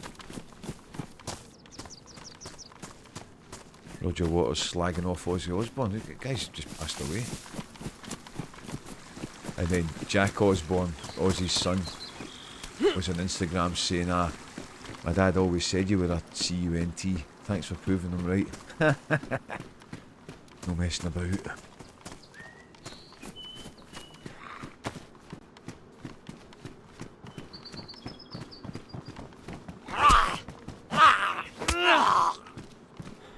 Doing alright, she's like, Jesus Christ.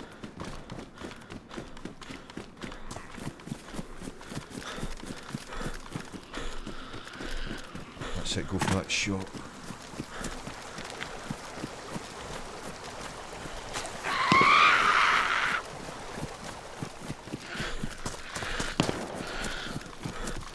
Keep shooting, my friend, keep shooting.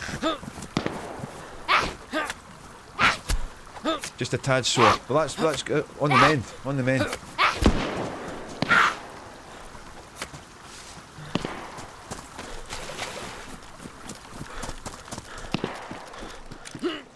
Keep shooting. Waters is such a twat. Waters is a world class dick. He was a dick and Floyd continues to be. That was a sound alert. Yeah, it's dead zombie there.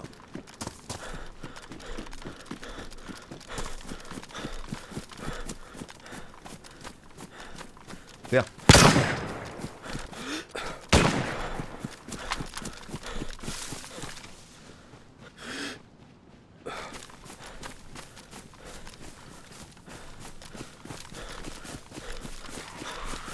Go on, zombie. Go on, zombie. Go on, zombie.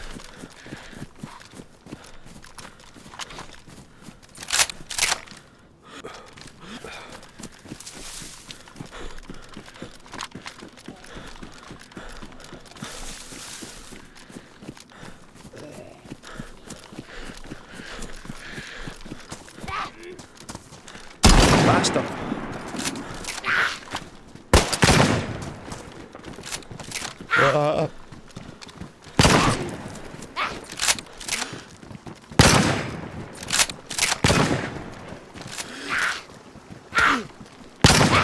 That hit.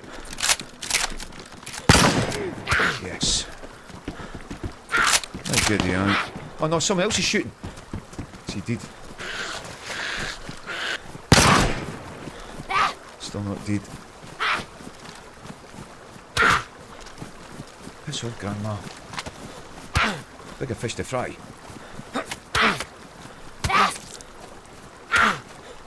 Oh, piss off.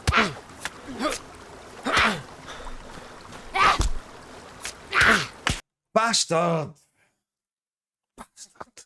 That was that stupid granny that got us killed there. That was the granny that killed us there. Ugh.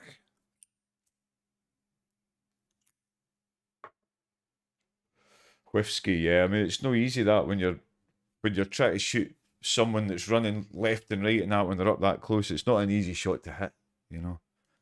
It's not an easy shot to hit that. Yeah, that was a GG get-to combination. Should just shot the granny. Yep, that's a good. That would have been the sensible thing to do. That would have been the sensible thing to do.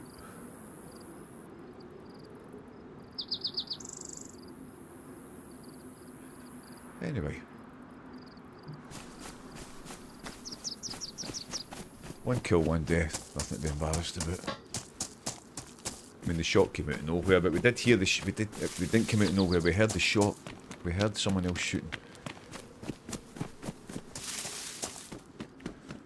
So we were half pigeon, half statue there.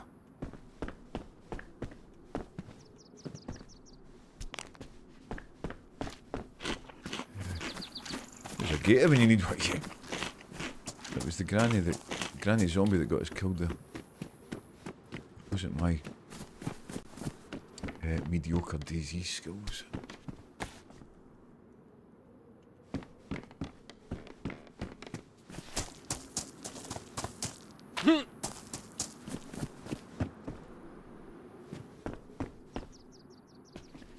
But yeah, man, I would never claim to be good at DayZ, you know.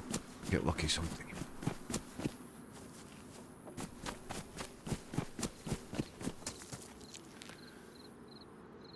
Sometimes we get lucky. The criminals in that one Superman movie remind me of what, in Superman 2? Kneel before Zod.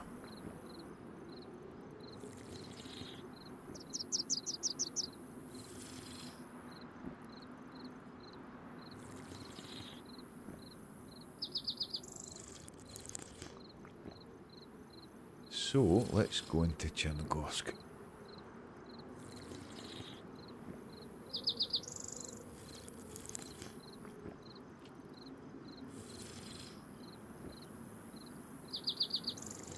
Ah, if that other player hadn't been there, we would have been home and dry, but such is life.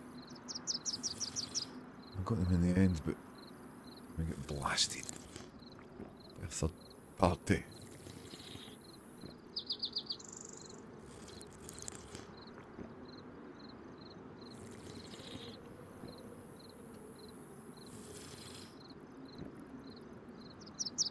Seems like a lot of folks think going loud against zombies is a cardinal sin or something, but in a life or death situation it just makes sense. Often I do, man. You'll see me do it often, you know. You'll see me do it often, but that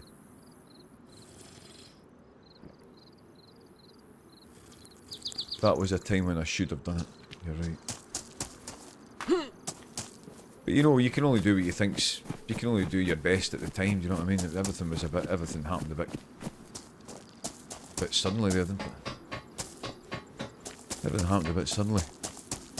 Suddenly. Hindsight's 2020. That's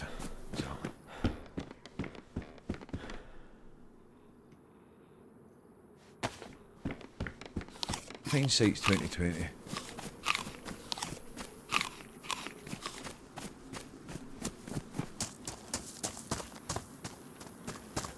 The reason I'm not looting in there is because we've already been there.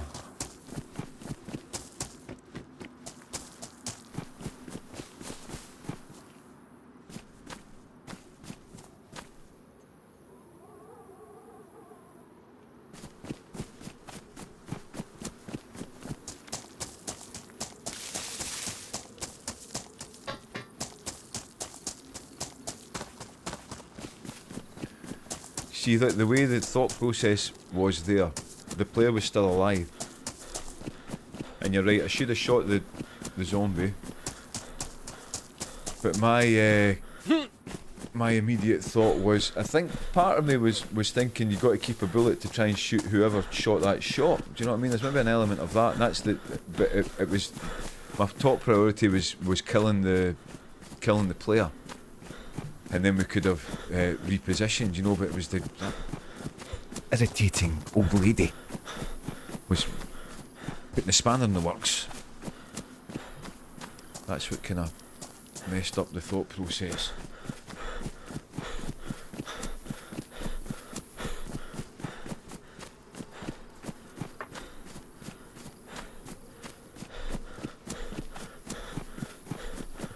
I mean, I missed a lot of shots at the beginning, but I hit a couple of good shots towards the end of it.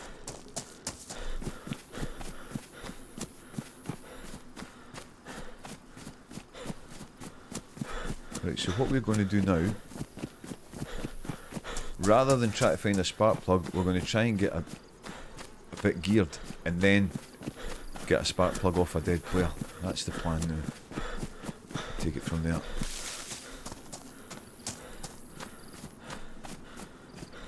In the interest of variety.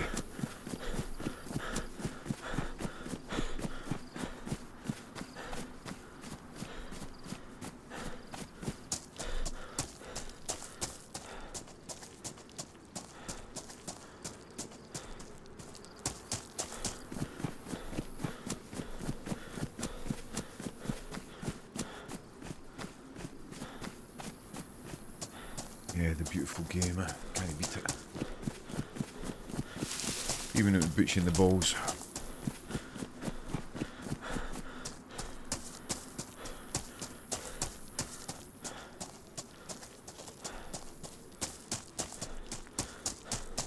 So our proposed route here is get some food from the zombies at the apartments, summer camp.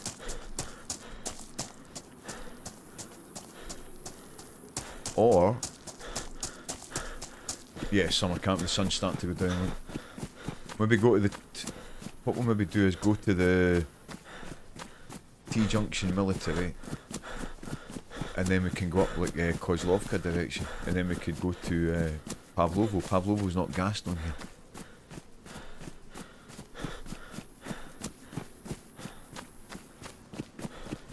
See what we find.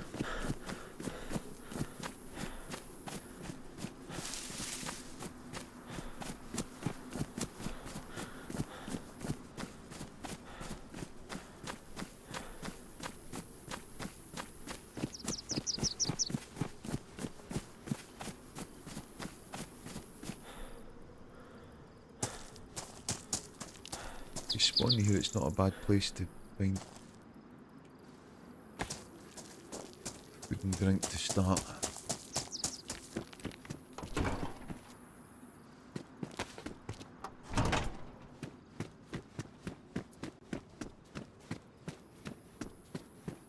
The bus station's always a good bet for food.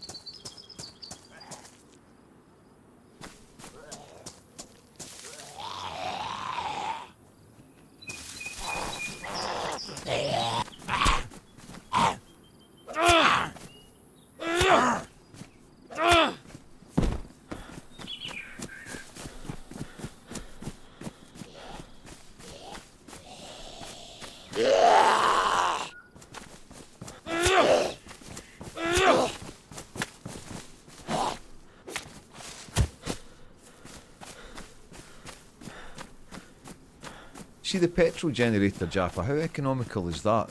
How long does it last? Like, you know, like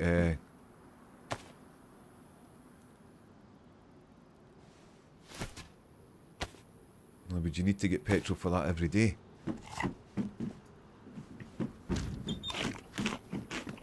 This is all things I need to find out, you know.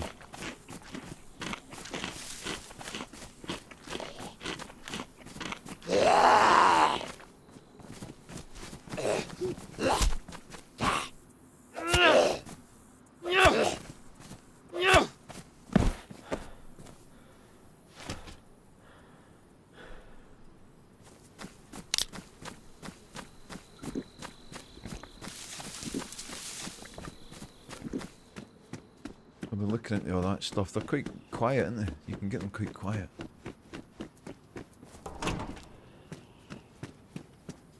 It says a lot of people use them for watching TV at night time and stuff.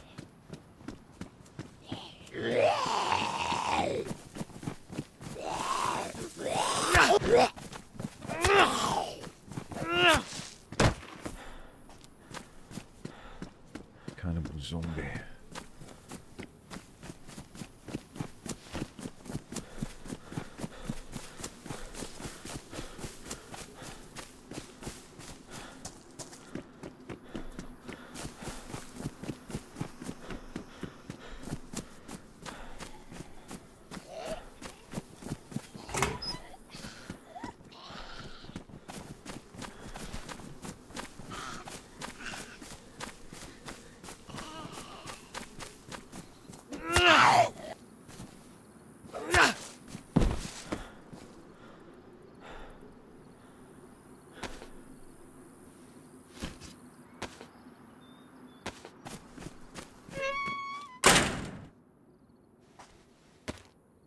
Just realised the baddie in Superman 2 General Zod is not the same actor as Men in Black 2 Jara. Hello, mind is blown here, but I've never looked up before until I hear you say Neil before Zod. Yeah, that was, I don't know about the Men in Black person, but yeah, Terence Stamp was Zod. What an amazing casting! What can you think about it?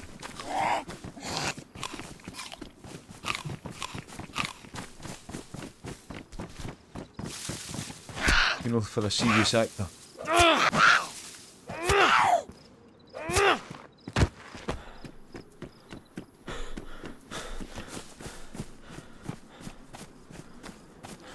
Neil before Zod. John Alexander was the Men in Black 2 actor, right?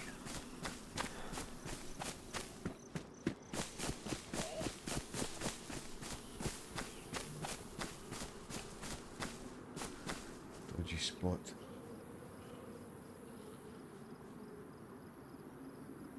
Give me 1 second.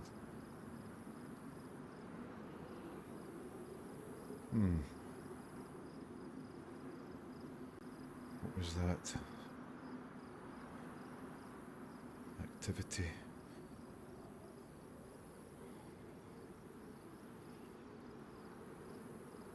Ah. Busking money.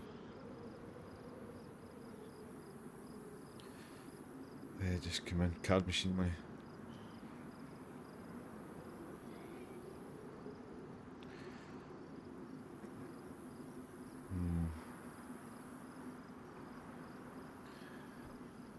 He was born in Scotland, John Alexander.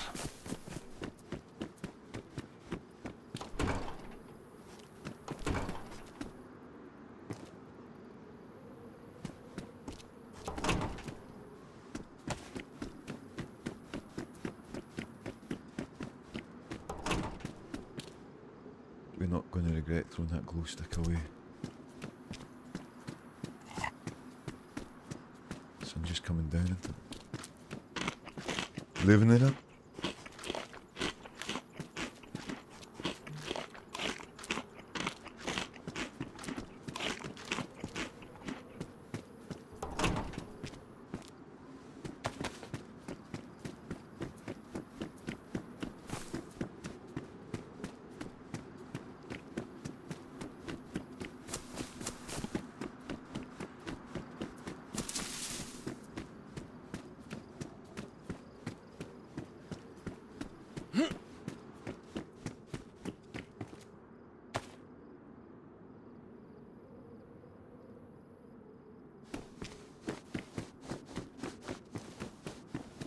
What we're going to do here, we're going to quickly run back and get that glow stick now. We've got a bit more space because the night time is dark on here.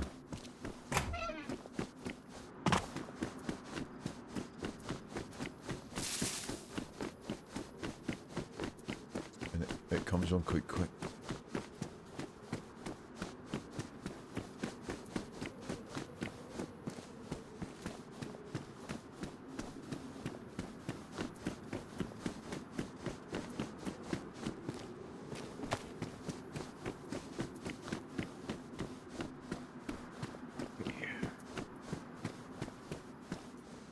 Sister messaging.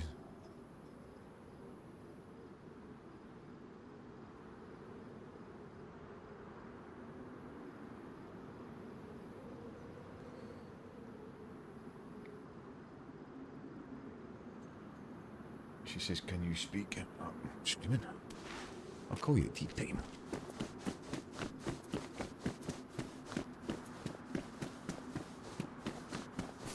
We live in busy times, don't we? Live in busy times.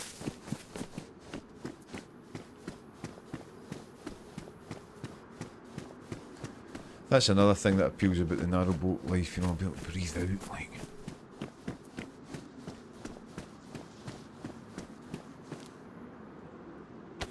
Relatively speaking. I'm under no illusions.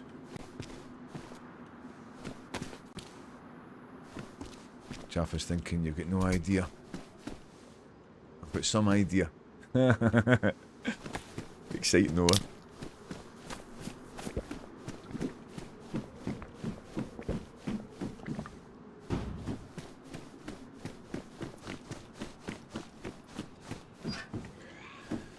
Setting my course for wherever, trusting the wind and the breeze.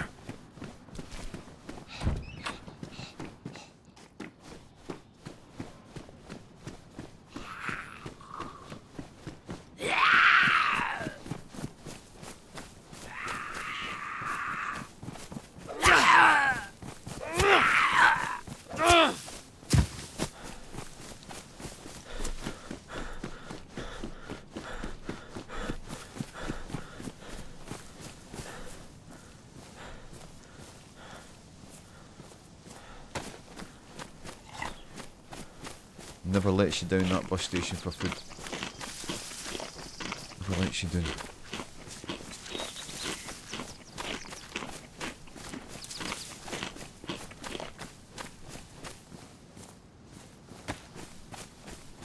There's a police shack thing up here, green police shack,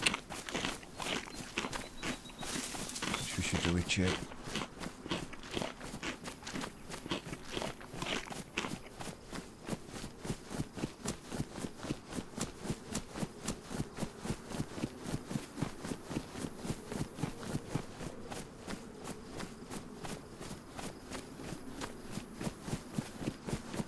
Do you know where we could go? Nadisdino PD. It's just up this road. We could check the Nadisdino PD. That might be a good idea.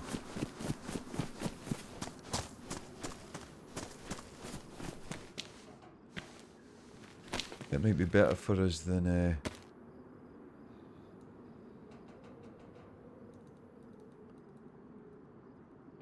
T-Junction military.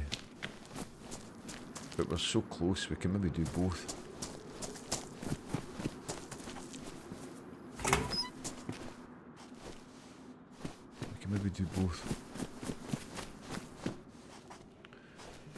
Obviously the sun's starting to come down.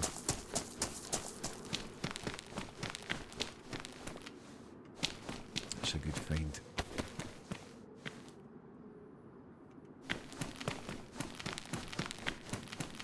Oh. Merry Christmas.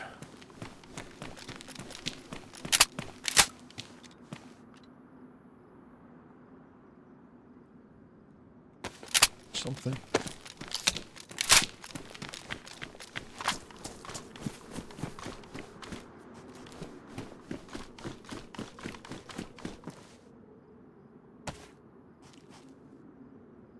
Step 1, hold out arm and extend thumb. Step 2, firmly insert thumb in anus. Step 3, sit and wait. Is that what they're doing?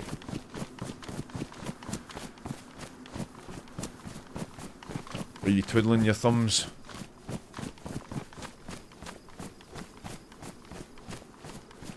There's a zombie there quite far.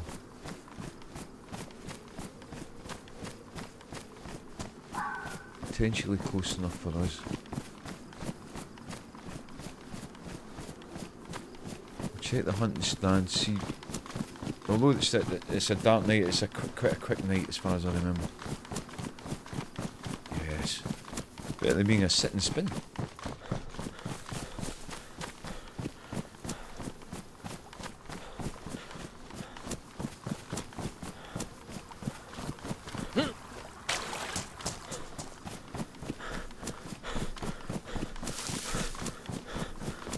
We're on the event horizon of the spin.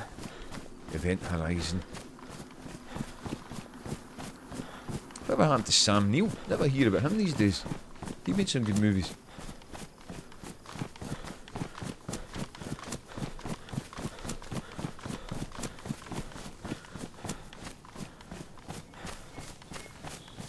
My goodness, the red room looks great. Brilliant. What we like to hear. That's what we like to hear.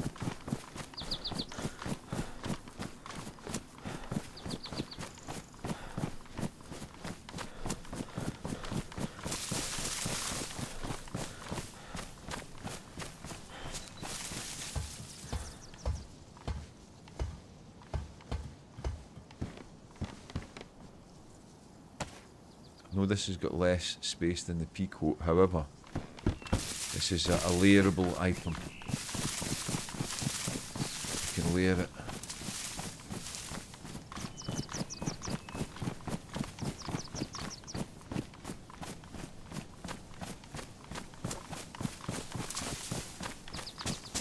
need to speak to my sister anyway about working out the plans for Saturday.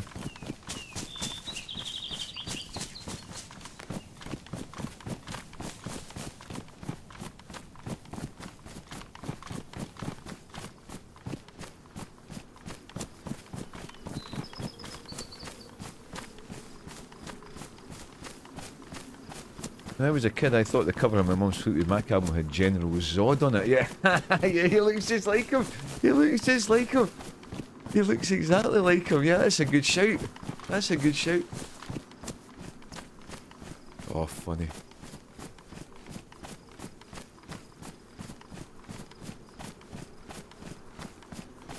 That's the observation of the day, isn't it? Nice. That's the observation of the day. Somebody there. Brilliant. He's even making a kind of kneel before Zod pose, isn't he?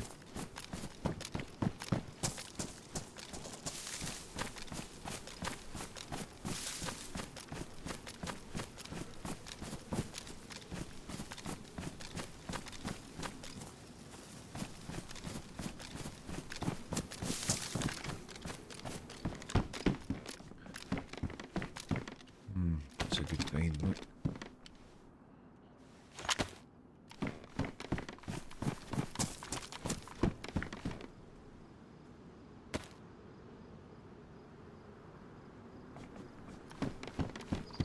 That's not a bad find to find.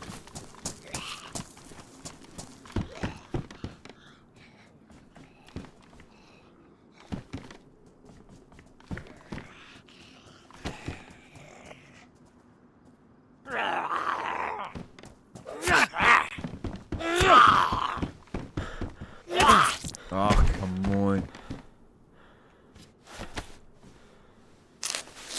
The Rumours album, yeah. Yeah, he's making a kneel before Zod kind of pose.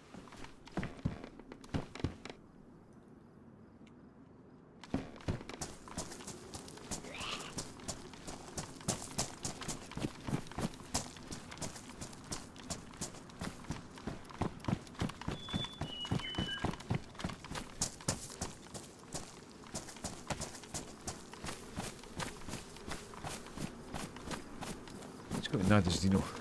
There's also a potential convoy spawn just up here.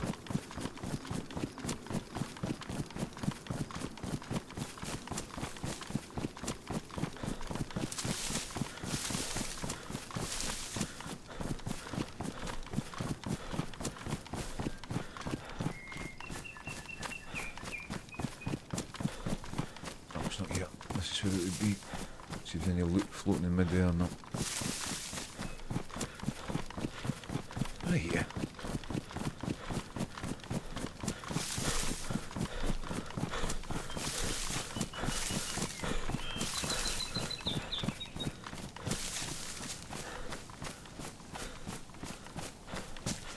Yeah, so what I'm sort of contending with now is quite a big lifestyle change on the horizon.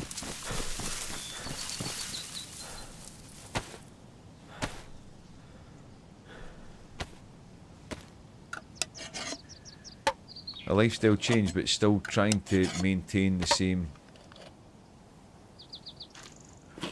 timetable, if that makes sense, you know. Can't wait to see if I get a reaction when my timesheet is filled out with a bunch of admin hours for sitting around. Well, if that's what you're doing.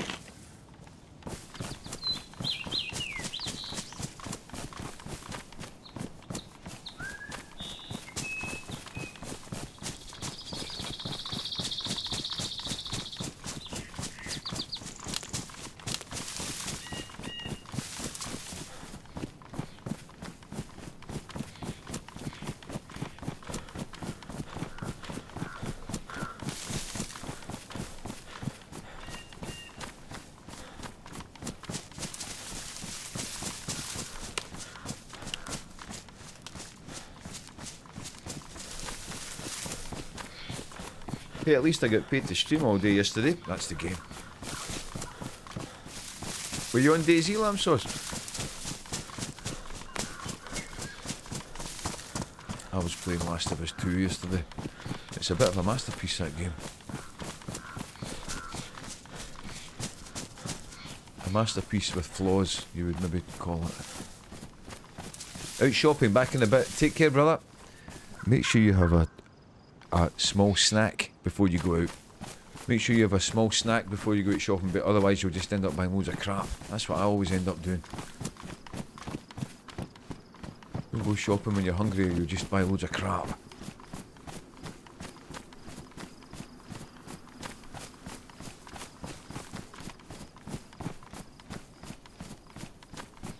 There's a fair few zombies about here. Running around Dira with Biz, nice. How far did you get?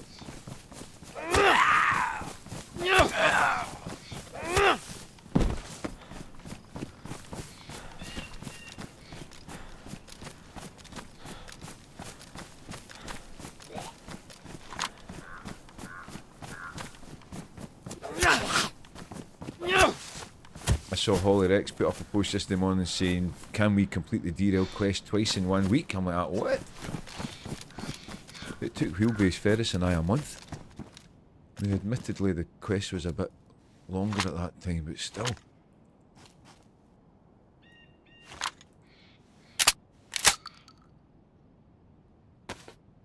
we go. Helped him put a base up at the racetrack, nice.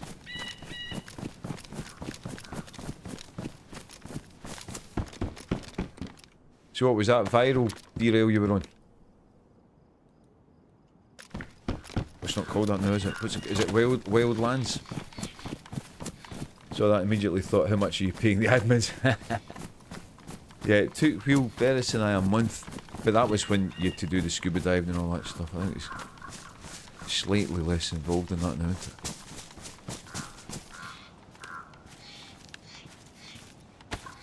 But it won't be much less.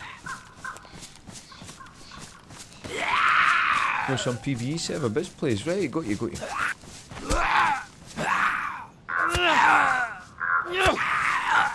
Did you do it with the scuba diving lamb sauce?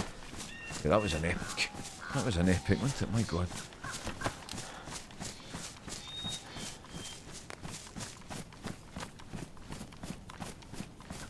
The entire adventure is on the YouTube channel if anyone's keen. How we conquered derail. Just don't look at the comments, the guy that time-stamped all the things that I got wrong. Mr. Jolly.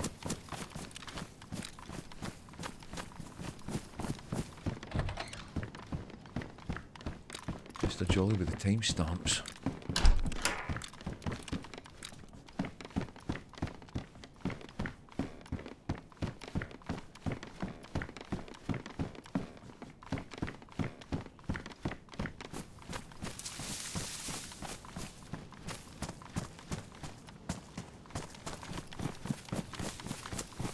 I love DayZ, I never claimed to be good at it.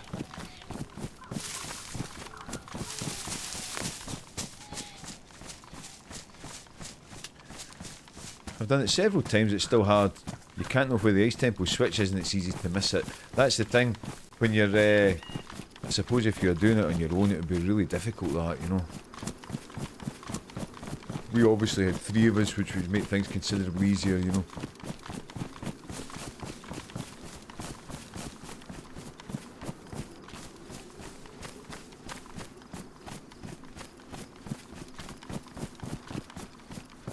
I think Wheel and Ferris and I will do, you know, when John McClane brings out the final version of it, which is meant to be some point this year. Maybe do it again.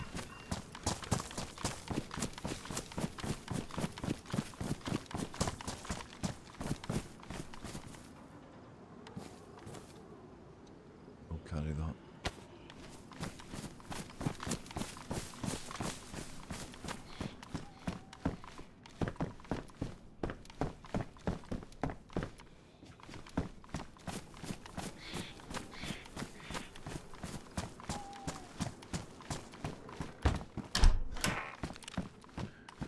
Some of these doors are looking open, some closed.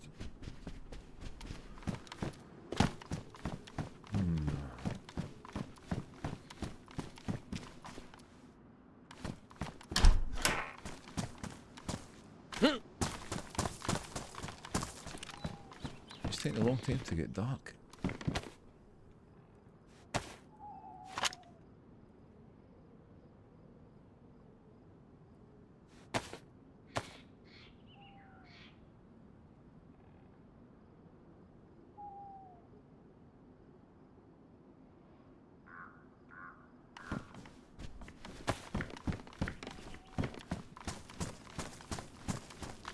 That was worth going in there.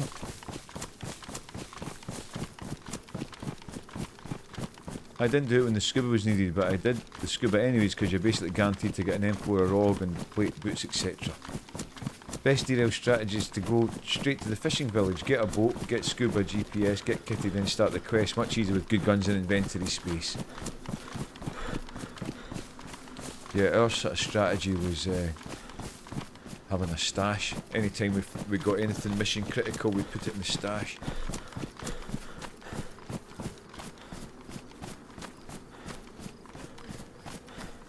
And then when we had finished it, we dumped all the gear where the stash was, but out for people to find, and we put the tape recorder on and playing the tape, you know, to try and help MD nearby to find it.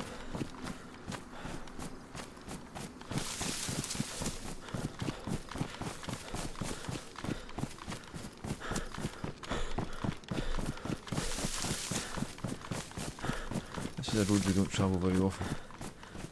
Stash definitely needed.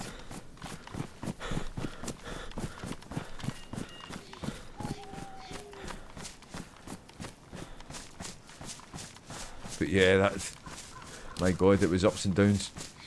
We all got some good kills. I had some ridiculous deaths. I killed Wheel at one point, and the bit with the smoke bomb, I was in the wrong place and I didn't get teleported. But Wheel and Ferris did, you know.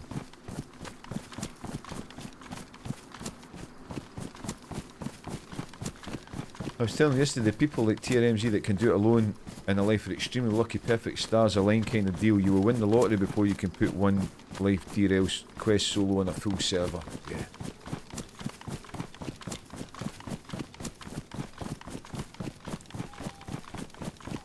When you're doing it on your own, you're kind of, all the eggs are in one basket. But when there's like 3 of you, like we did, if one person gets killed, there's 2 people there to mop up the mess, you know. There's 2 people there to mop up the mess. My proudest moment when we did it was Wheel and Ferris both got killed, and then I killed the 2 players that killed them. And then, you know, I was able to look after the gear, and then they came back. That's not an option to you when you're doing it yourself, you know.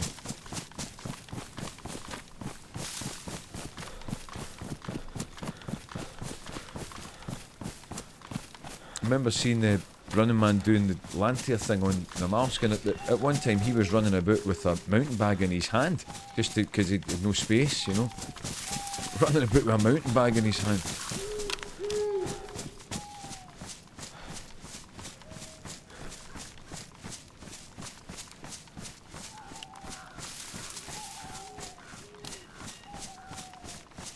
There's a heli crash just ahead.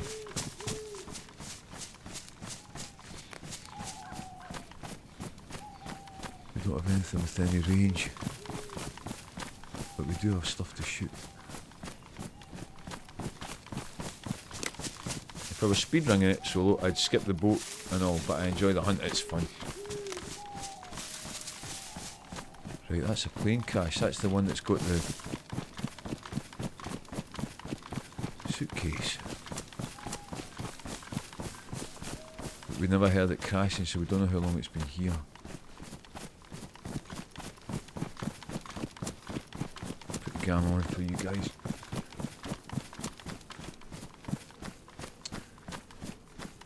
The other day, Sonny got the keys off of a zombie.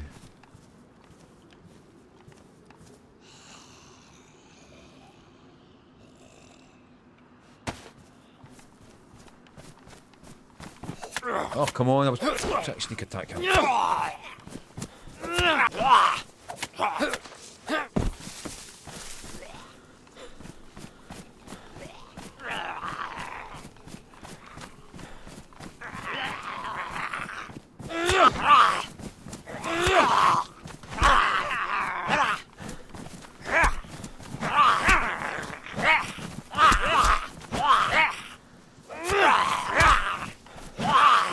attacked by the Man United reserve squad.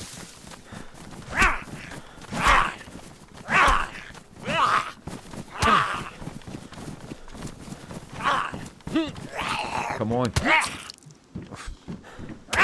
Oh, what? What did that become a thing? When did that become a thing? I appreciate when in a dangerous position here.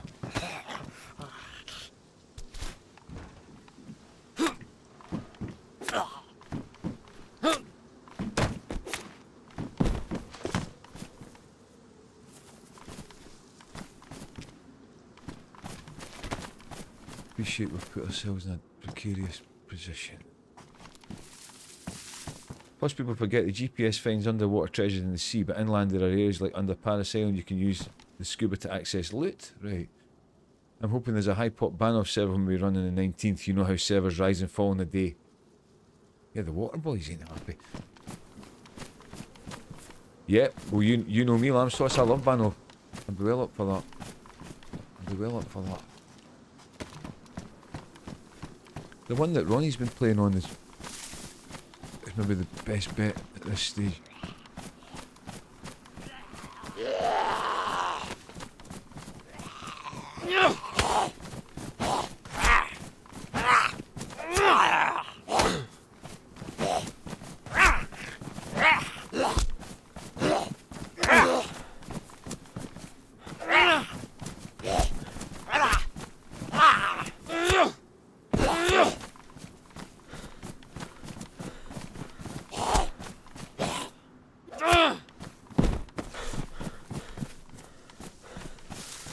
Well, the eagle-eyed amongst you will have realised that we didn't find any keys. Which makes me think maybe someone's beaten us to it.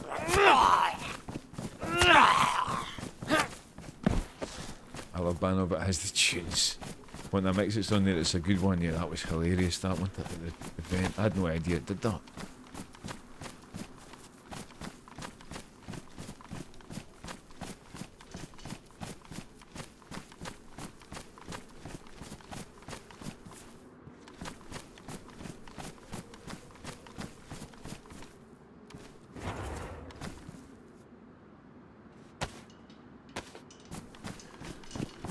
This is all well and good, but we don't have any keys.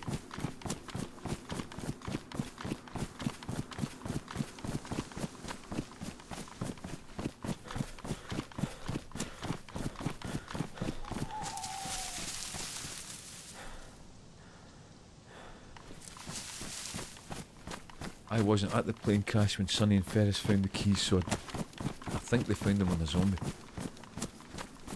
If you want to see me moving like I'm desync or bug, just know I'm grooving to my own beat.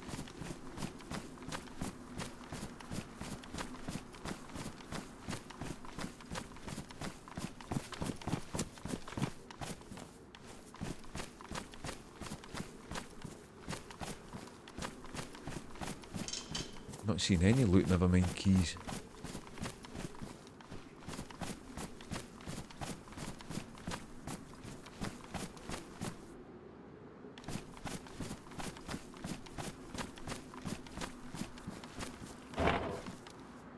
Well, I don't know what we're meant to do.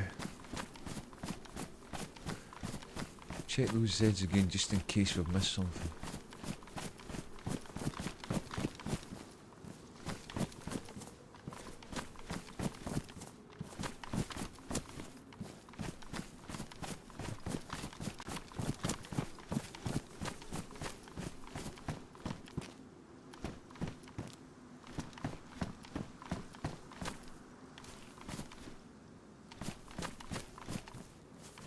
There was nothing to do about that.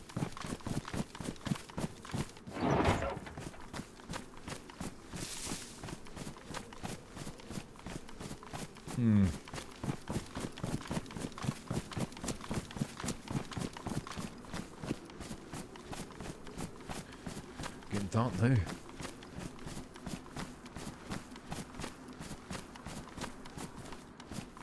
I often forget people I'm playing with can't hear my music, so I look crazy walking. That always makes me laugh on the underground and stuff, you know, when you see someone with the headphones in, you can see them, they're totally grooving. They'll be thinking, oh, it looks so cool. But, not when nobody else can hear your music.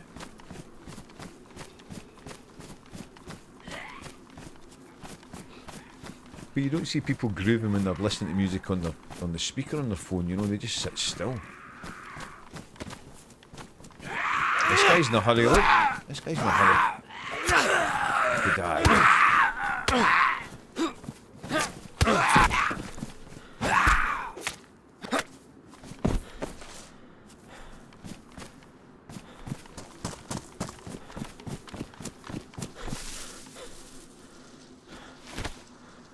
That's me grooving in my own world. They've got something for me to do, so I'm going to take my time.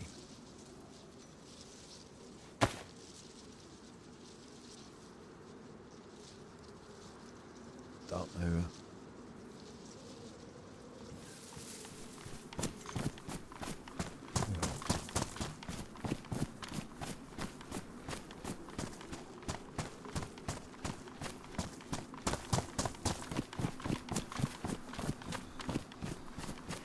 There's not a lot we can do in this darkness.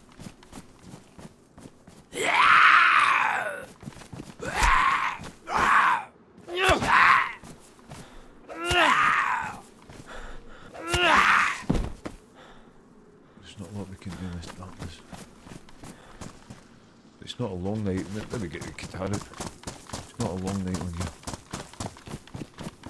Okay.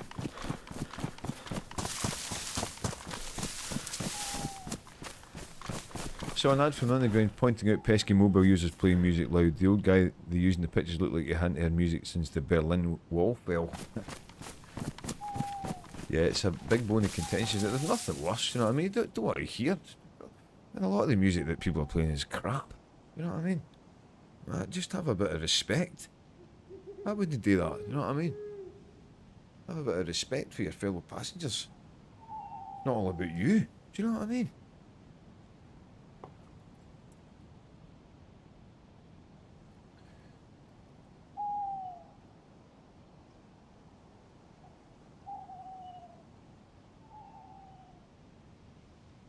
Consider your fellow passengers, you know. Right, let me grab a guitar for 2 seconds. Carnival Cruise Line recently added those rules, no Bluetooth speakers, and people are outraged. Well, I think that's quite bloody right. That's what headphones were invented for. Put your headphones on. Terrorise everybody else with your individual musical taste, you know what I mean? Nobody's considered it anymore, you know. That talking to my dad about things like that, and he was saying, you know, that customer service in shops is the fastest eroding thing he'd read somewhere. Right, give me 2 seconds, I'll get the guitar.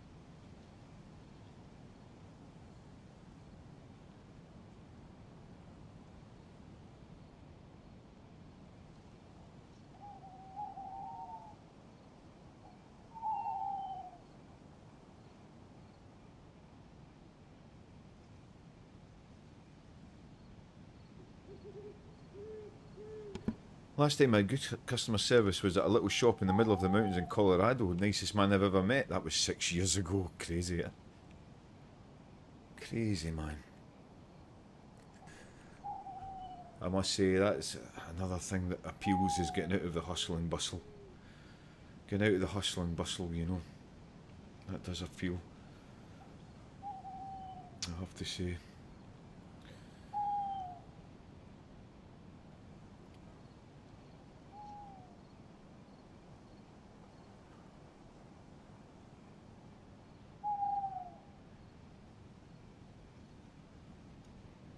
Oh, wait a minute. I've just had a message from the bank saying your address was updated on the 4th of September 2025. If you didn't make this request and have not made any changes to your accounts recently, please contact us urgently. I've got to phone the bank, haven't I? I've got to phone the bank. Someone's changed the address of my bank account. That's urgent, isn't it? That's an urgent thing. Skeezy, how are you?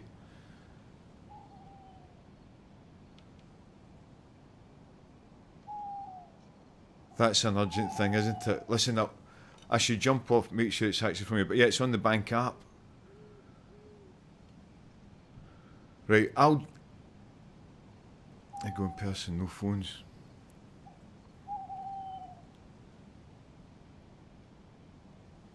That's it, it's on the bank app.